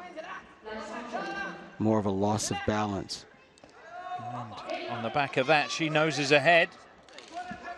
Still plenty of time, though, for Monica to turn this around. Trying again with that looping right hand. Getting some joy.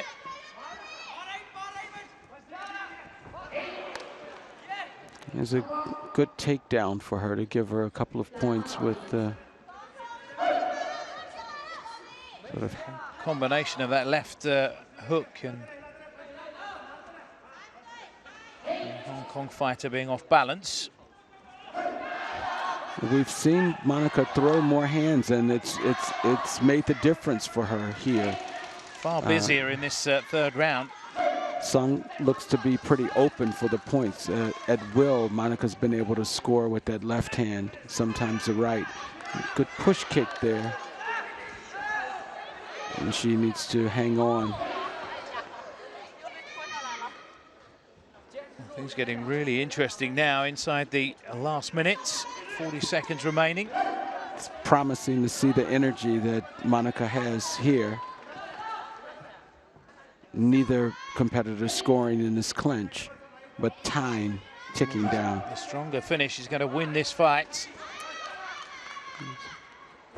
And a takedown. Well, the way things are shaping up, could be a win for India here. Still time for one last twist in the tail, though.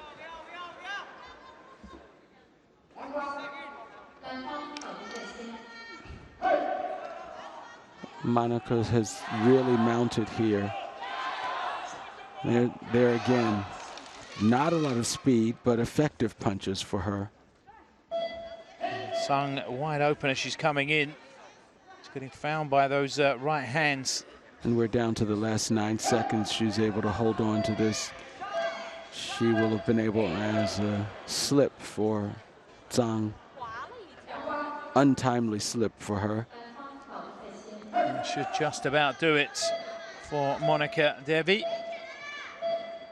And the gong brings this fight to a close. She has to be happy about being able to mount a defense in the third round after. A stark contrast to the second, where she was extremely passive. Maybe she was saving everything for that final round. Once she'd fallen behind, conserving her energy, if that was the case, certainly did pay off. So Monica Devi from India into the final in the women's 56 kilogram class.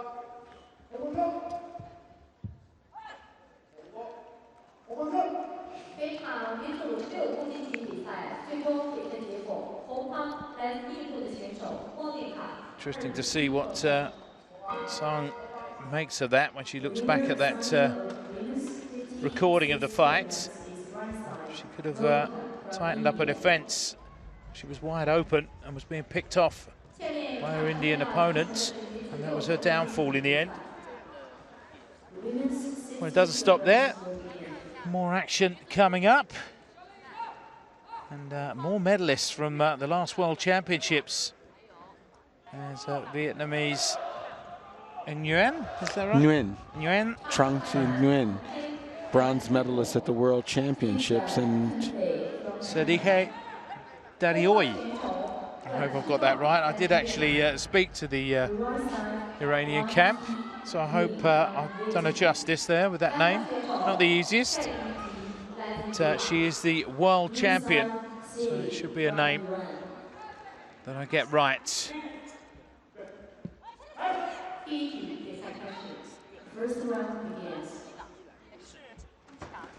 We can see from the opening seconds that both of these women have a pretty active fighting style.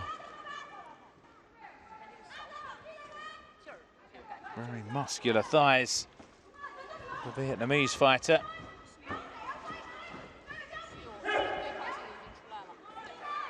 Vietnamese fighters are known for their good legs as well, fast legs.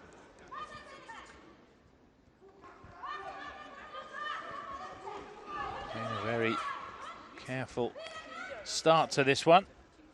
And there's a takedown for Nguyen.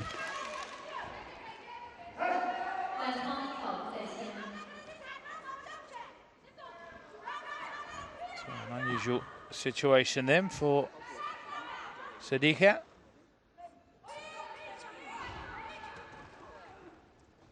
Just behind here early on.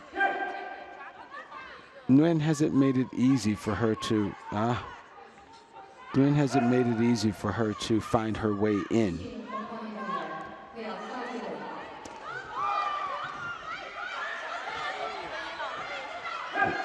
What a great parry. Picked up, but still unable to throw.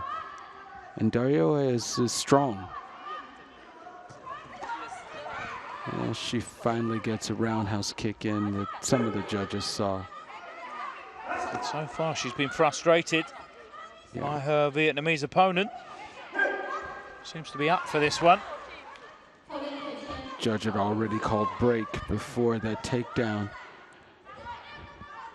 But here, a very competitive fight where we don't see a lot of points on the board. Dario just edging ahead there. And she gets the takedown. They're starting to pick up the tempo towards the end of this first round. Turn the tables on Nguyen.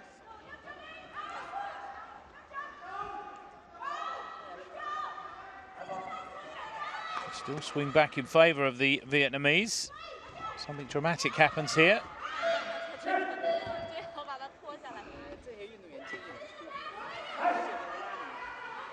It has just been a matter of a couple of points, primarily where Dario Oi has been able to catch that roundhouse kick coming into the torso.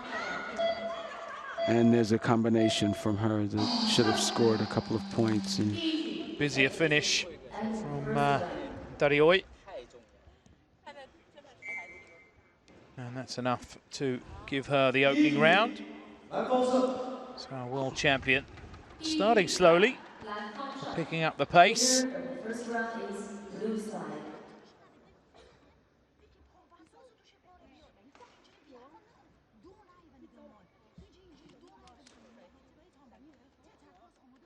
Certainly not as full on as some of the Iranian fighters we've seen in action. There's that same ability to grab that roundhouse kick coming into her torso. So Nguyen didn't score with the kick, but Dario Oi was able to use it as a takedown. And as you mentioned, good upper body strength in picking the Vietnamese up. Couldn't do anything once she got her up, but certainly an indication that it's a very strong woman up there.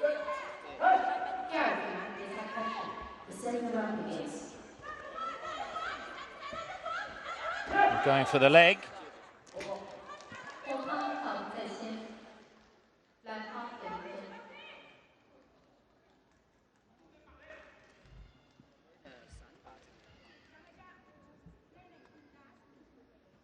Just adjusting the hajib.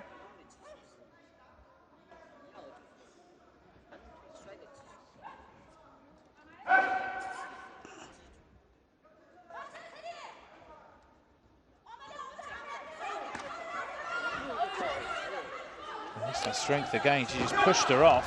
Nguyen was able to grab Dario Oi's kick that took a page from Dario Oi's book. And it paid off for her. So another tight round early on anyway.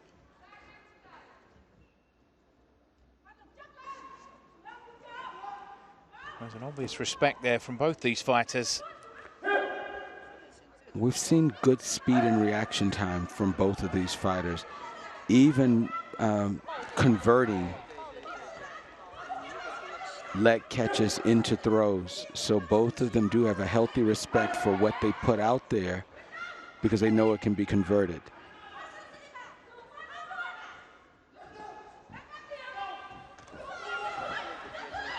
We've seen that technique multiple times throughout the rounds.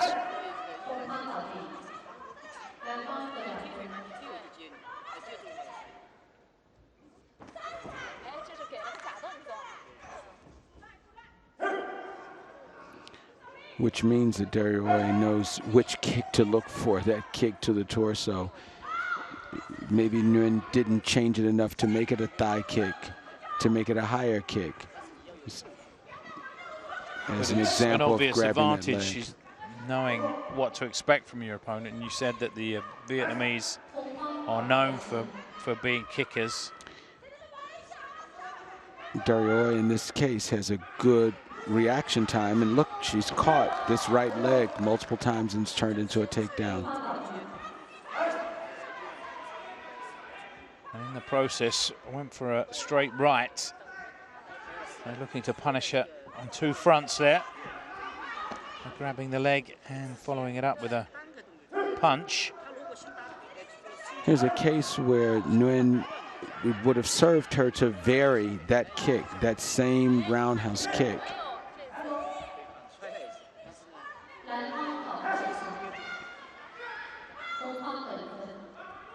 And she's running out of time. And it's going to be a comfortable win in the end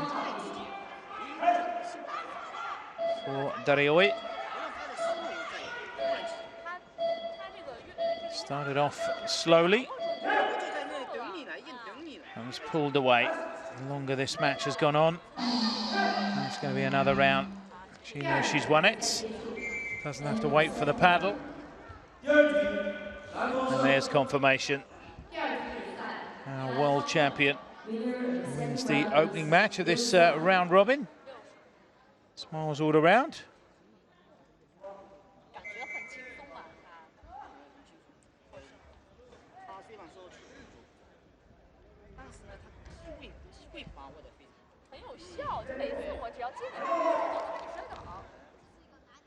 Our winner, Sadiqa Darioi.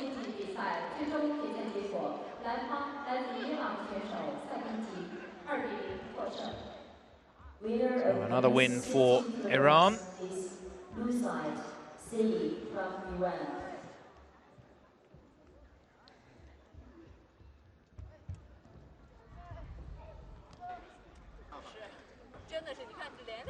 And there you saw, she went for the right hand, caught the leg, didn't get paid for the right hand, but then managed to upend her opponent.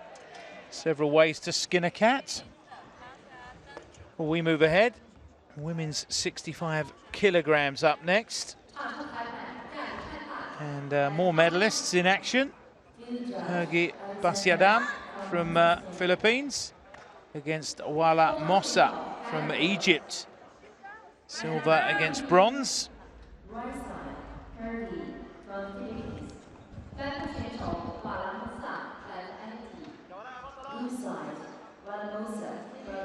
Quite a difference in height here in favour of the girl from the Philippines.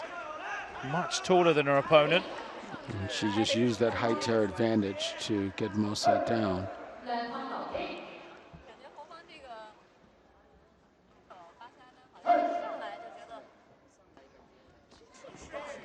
Nice side kick there from Mossa. Didn't score any points with that, and looks like perhaps red down first.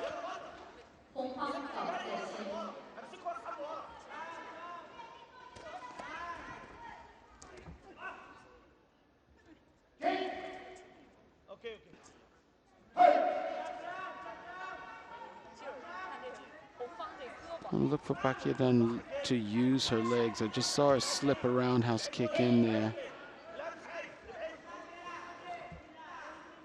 Well, it must be an obvious advantage with her striking distance being out of reach for the smaller opponent. Just keep her at bay. Second time she's used it.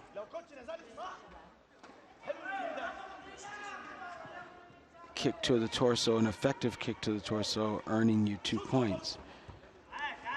She's not risking being struck herself. She is risking, of course, someone, their opponent catching the leg. But she's not going to be hit. Right. She hasn't seen Mossa do that the same way we just watched our Iranian fighter do that effectively. That's the difference between a world champion and a bronze medalist, perhaps. Nice push kick there from her. Loss of balance with Mossa.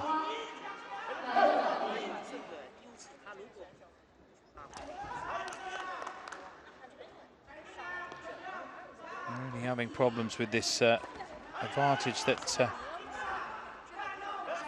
Basyadan has in reach, both in terms of hands and feet.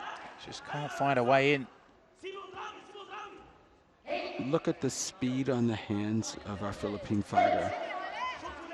Leading with the leg and then being able to throw a flurry of punches if she chooses to. So, oh, there's a nice spinning back fist from Mosa. Probably one of our first spinning back fists we've seen of the competition that landed quite nicely.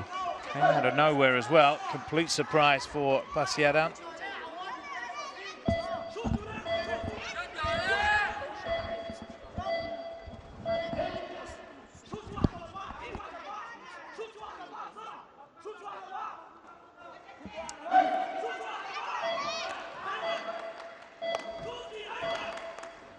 So you hear her corner. That was a roundhouse kick to the face. You hear her corner trying to egg Mosa on to get more techniques out of it. But Philippine fighter had built up a strong lead there. It's hard to mount a comeback. She can take that with her into the next round. There's that back fist. The last quarter of that round. Mosa. She did actually get some joy. What sparked that slight revival off was that complete surprise. That backhand. اشوط 4 والف بايدي خلاص اي حاجه جايه منها ارمي ايدك اللي بتعمليها دي واطلعي برجلك وامشي ابدا بايه دلوقتي تبداي بايه دلوقتي تشوطي 4 وتشوفي ايدك خلاص Xi'an wants to avoid now. Here's Mosa starting strongly. Already has a bit of a confidence boost. She has every reason to believe she can take the fight to Mosa. But Mosa's a scrappy fighter. We see a lot of both women fighting out of the clinch, which is a good sign for the fight. That right leg of Hergy from Philippines is a great lead technique.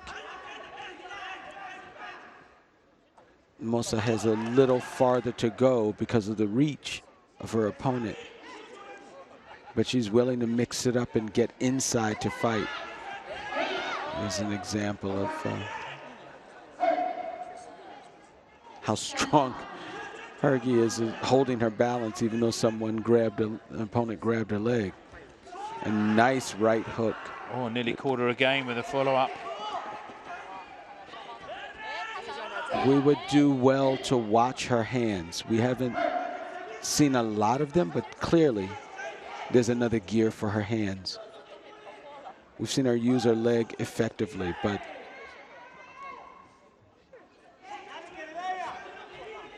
and there's the right hand again. Doesn't find the target, but you can see there's potential there.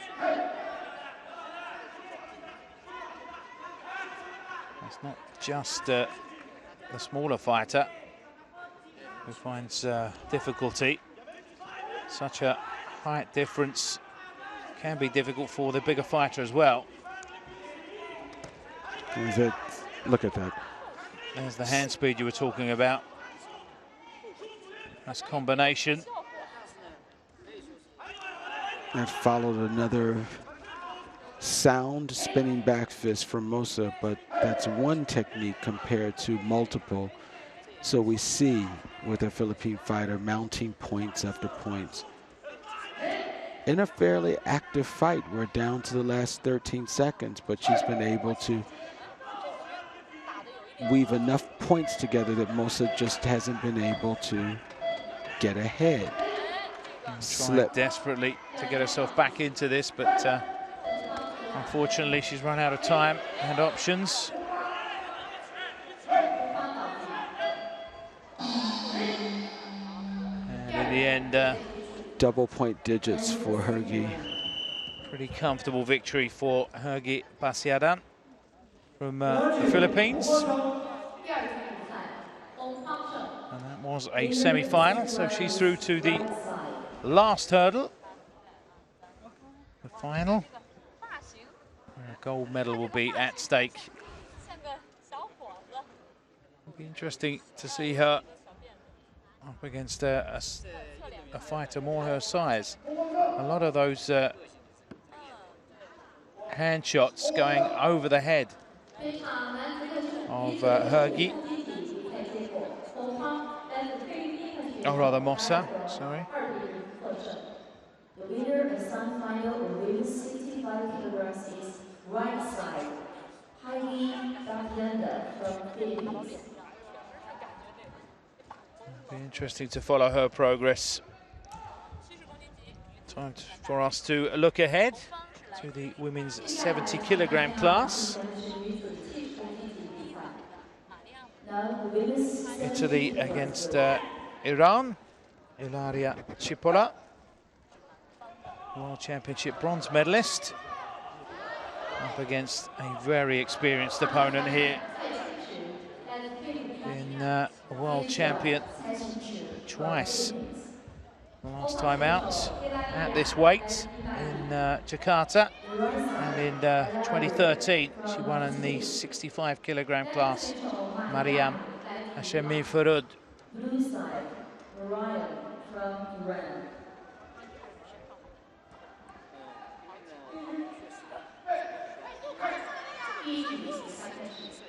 First round begins. Here again, a slight height differential for the Italian fighter, but the experience clearly with Mariam. Did she get any points for that? No, she didn't. In fact, that gesture from the judge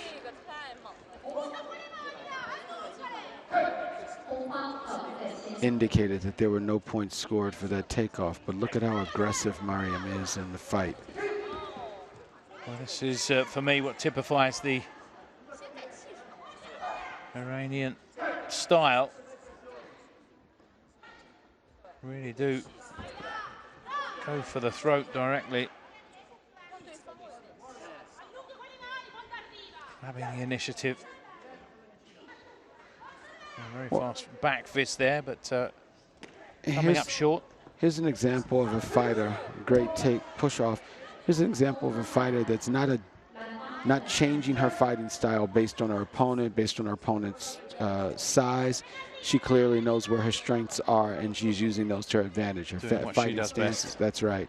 She's going in for the takedown. She's pushed her off the lei tai. She just continues to press forward. Overwhelmed at the moment, Ilaria.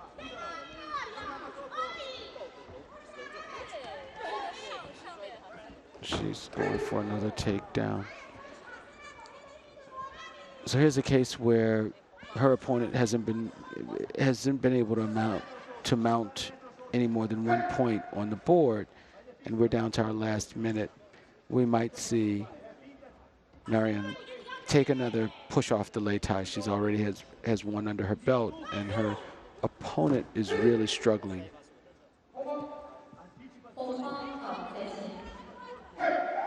Look at the difference in the footwork.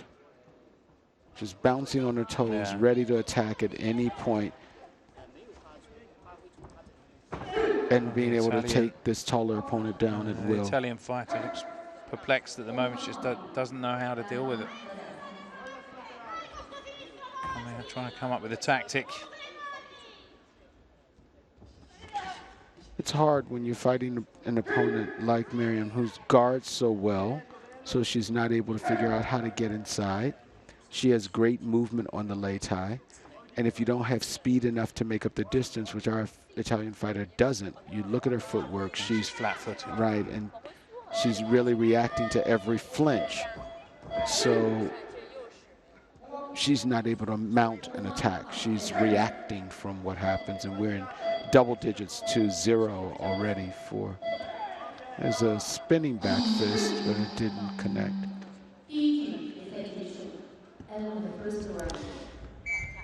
Straightforward round then for Mariam, taking it comfortably. But as you pointed out, Simon, here's an example of where Ilaria will be able to look back at the film of this fight and see a lot of strategy from her opponent. She'll see a lot of places where she made errors. She's frustrated with being pushed off the lei tai, but also thrown at will. So gives her an opportunity to say, do I need to work on my swai jiao? What do I do? I was taken down 4 times in that round. be difficult to come up with a tactic of your own when the initiative is just ripped out of your hand straight away. But this is the difference between a foundation and all-around fighting we've seen from many of the Iranian fighters. Good off the floor with legs and hands, and also when it comes to throws and being able to lower the center of gravity and not be thrown so easily. So we've seen that adaptability with the better fighters that we've seen already in both today and yesterday, that they can adapt if they have to. But it's more of the same here, beginning of the second round, I'm afraid, for Ilaria. Well, there's a difference in the speed, there's a difference in the precision of the technique, and there's off the platform ones. This could be a very quick finish in this second round. He's looking for it as well. Going for it.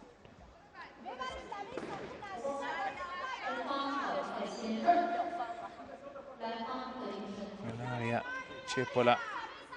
The alarm bell's ringing for her now. Good strength there to stay on her feet. Can't mount an attack of her own though.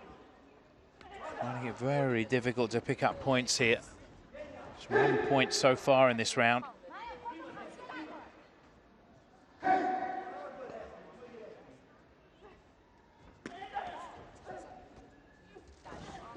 And off the platform the second time.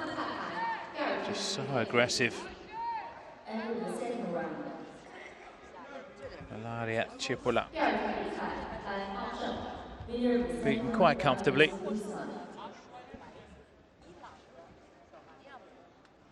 And with that, we're quickly to our last round of the morning session, last bout. Well, they do say time flies when you're having fun.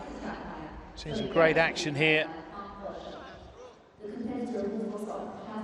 Really showing her class there. Mariam Hashemi Farud. Yeah, here's a very different level of fighter between our two opponents. The winner of semi-final of women's 17 kilograms is blue side, Orion from Iran. Well, if anyone is going to challenge the Chinese, then it is going to be Iran, the women's team, at least up there with the Chinese. Well, you asked me earlier about the fighters that really have dominating history here. So Iran and China are those fighters, those countries. Obviously, all of these fighters have done well in pre-qualifying events. So they both know what to expect, and they really prepare for some of those. That's what we saw in our last fight. Ilaria's level wasn't quite up to what Marion's level. Marion's preparing to fight a much tougher opponent. Well, last fight of the early session here on day 2 sees India take on Egypt. Pooja Kadiam against Sharuk Mansour. World Championship silver medalist Pooja Kadiam against the World Championship bronze medalist Mansour. Almost a takedown, both women off the platform.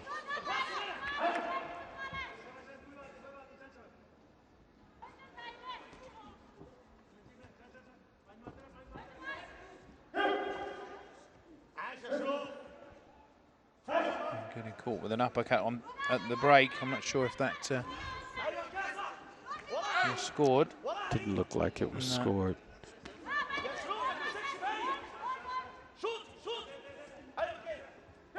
Low kick there starting the attack, but quickly locked up in the clinch.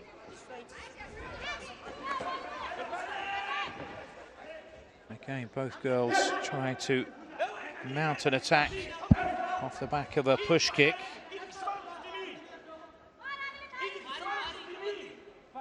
Interesting to see Pooja Kadian. Nice hands. Great exchange there.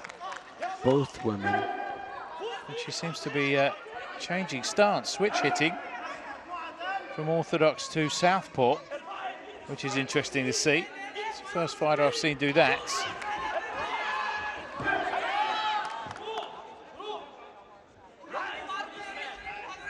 Again, the experience of these fighters to ensure that they don't give anything away. When they go off the lei tai, they're bringing their opponent with them, so it's no score. It's Egypt in the form of Shahrukh Mansour. There's a slight advantage. We just saw a quick roundhouse kick to the torso that earned Mansour some points.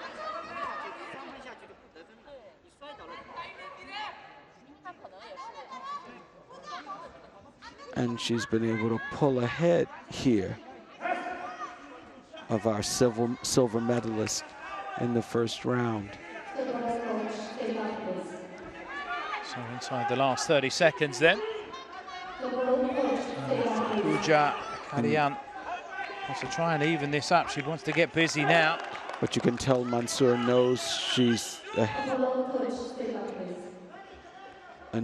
knows she's ahead in the round, and there we have Kadian being warned about clinching. Nice hands there. Put together a little combination that paid off for Mansour. In the last 5 seconds of this first round is way in front. And that's a strong start then from Egypt. And here's where India needs her corner to help her with strategy here, because Mansour can come out and do pretty much the same thing. Use her footwork to stay out of reach, earn some points with her punches. It's up to Kadian to do something different. Yeah. He's got quick hands, Mansour. Found a way through with 4 punches there, a 4-punch combination. Much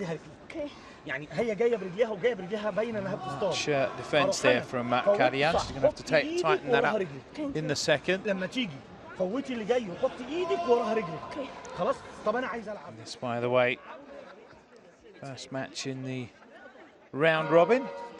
Only 3 fighters here in Xi'an. We know that Kadian has the goods. She's a silver medalist there from the World Championship. So all of these fighters earned this berth here. But you see the hunger there with Mansour. Really ready to make a difference here. Pooja Kadian. Kadian's corner, trying to give her the advice she needs, and we see her coming out to try and impose a difference in the 3rd round already. There's that switching that you mentioned. The Indian fighter needs to show us more here. There's a nice thigh kick coming in, but a little bit low.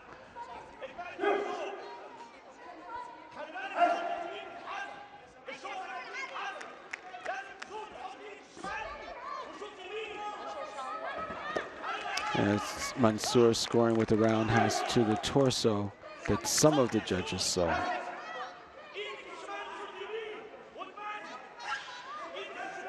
Again, very passive here. The Indian needs to get busy.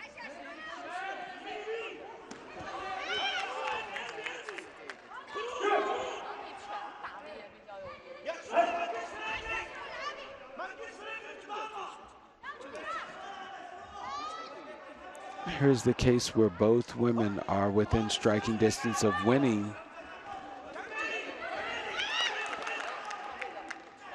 this round with a minute left, but Kadian is the one that needs it more than Mansour, so Mansour is not going to let down. We're looking to see what Kadian mounts. Once again, it's Mansour taking the fight to Kadian. I think she'd be a little bit more effective in this second round, a little bit more aggressive. She's allowing the Egyptian fighter to win over the judges. Oh, that's a very precise kick to the head from Mansour. It looks as though she's going to take this. And on this showing, she thoroughly deserves it. Showing far more hunger than her Indian opponent. It's going to be a winning start then for Xi'an Mansour in the round robin.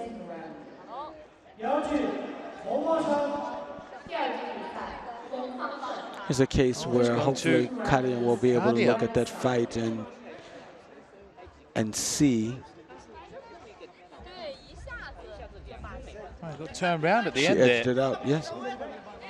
Look at those hands. Through. Good exchange from both fighters. I don't think the fighters realize. I don't think the fighter, Egypt, realized.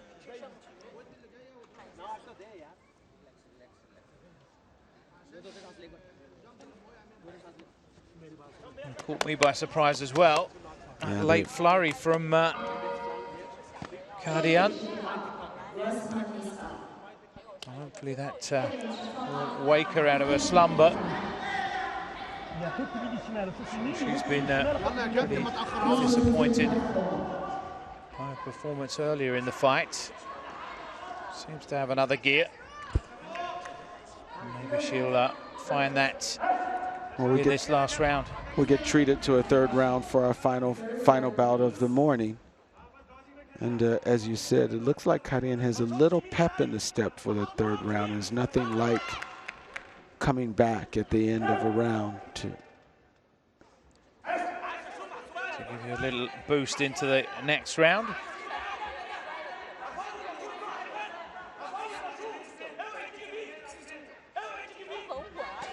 Coach is working frenetically.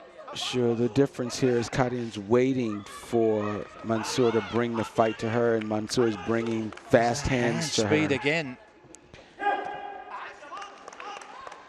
So in that exchange, before the clinch, Mansour scored those points with her hands. She's wide open defensively. Kadian, she's inviting her to come in with those combinations. Not much head movement either. So she's a sitting duck, which is a very dangerous game against someone with this sort of hand speed.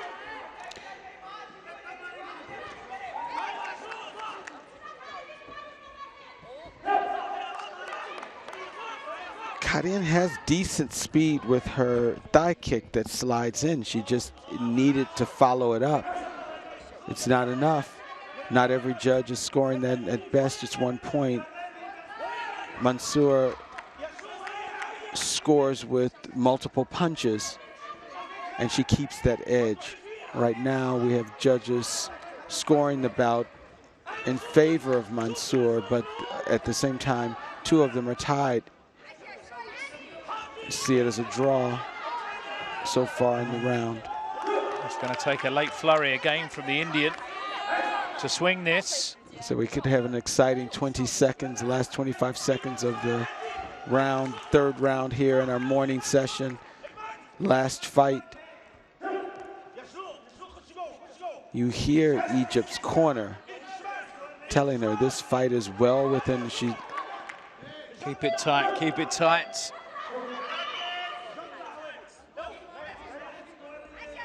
She has 9 seconds to hold on to this fight. Look at that. And again, the action coming from and a kick to the face. Finishing strongly. And she is going to take this. It's going to be a win for Egypt. And Xi'an Mansour in the opening match of this round robin. And that'll be disappointing for Pooja Kadian. On paper, thanks to that showing in Jakarta, looked to be the favourites. Just didn't do enough in the end, Anthony. Yeah, and what we have to remind ourselves is we're talking about the difference between the bronze medalist and the silver medalist here. So they were fairly closely matched in the beginning, and all it took was a difference between a fighter that was more eager to close the gap. The hand speed proving the difference between these two in the end. Look at it again, desperately trying to swing the fight in her favour. Got through with a couple of punches of her own there, Kadian. But it wasn't enough, and the raised hand salute means that Sharuk Mansour is our last winner in our last fight of the opening session. And that brings down the curtain on the action from the first session here on day 2 of the 8th Sanda World Cup from Xi'an City Sports Arena. But there's still more to come, as you can see there. We return this evening for more high-octane fighting from the world of martial arts. The late session getting underway at about 7:30 local time here in China. Once again, thanks for joining me, Anthony. See you all again tonight. Anthony by my side, and 15 more fantastic fights to look forward to. See you then. See you this evening, Simon.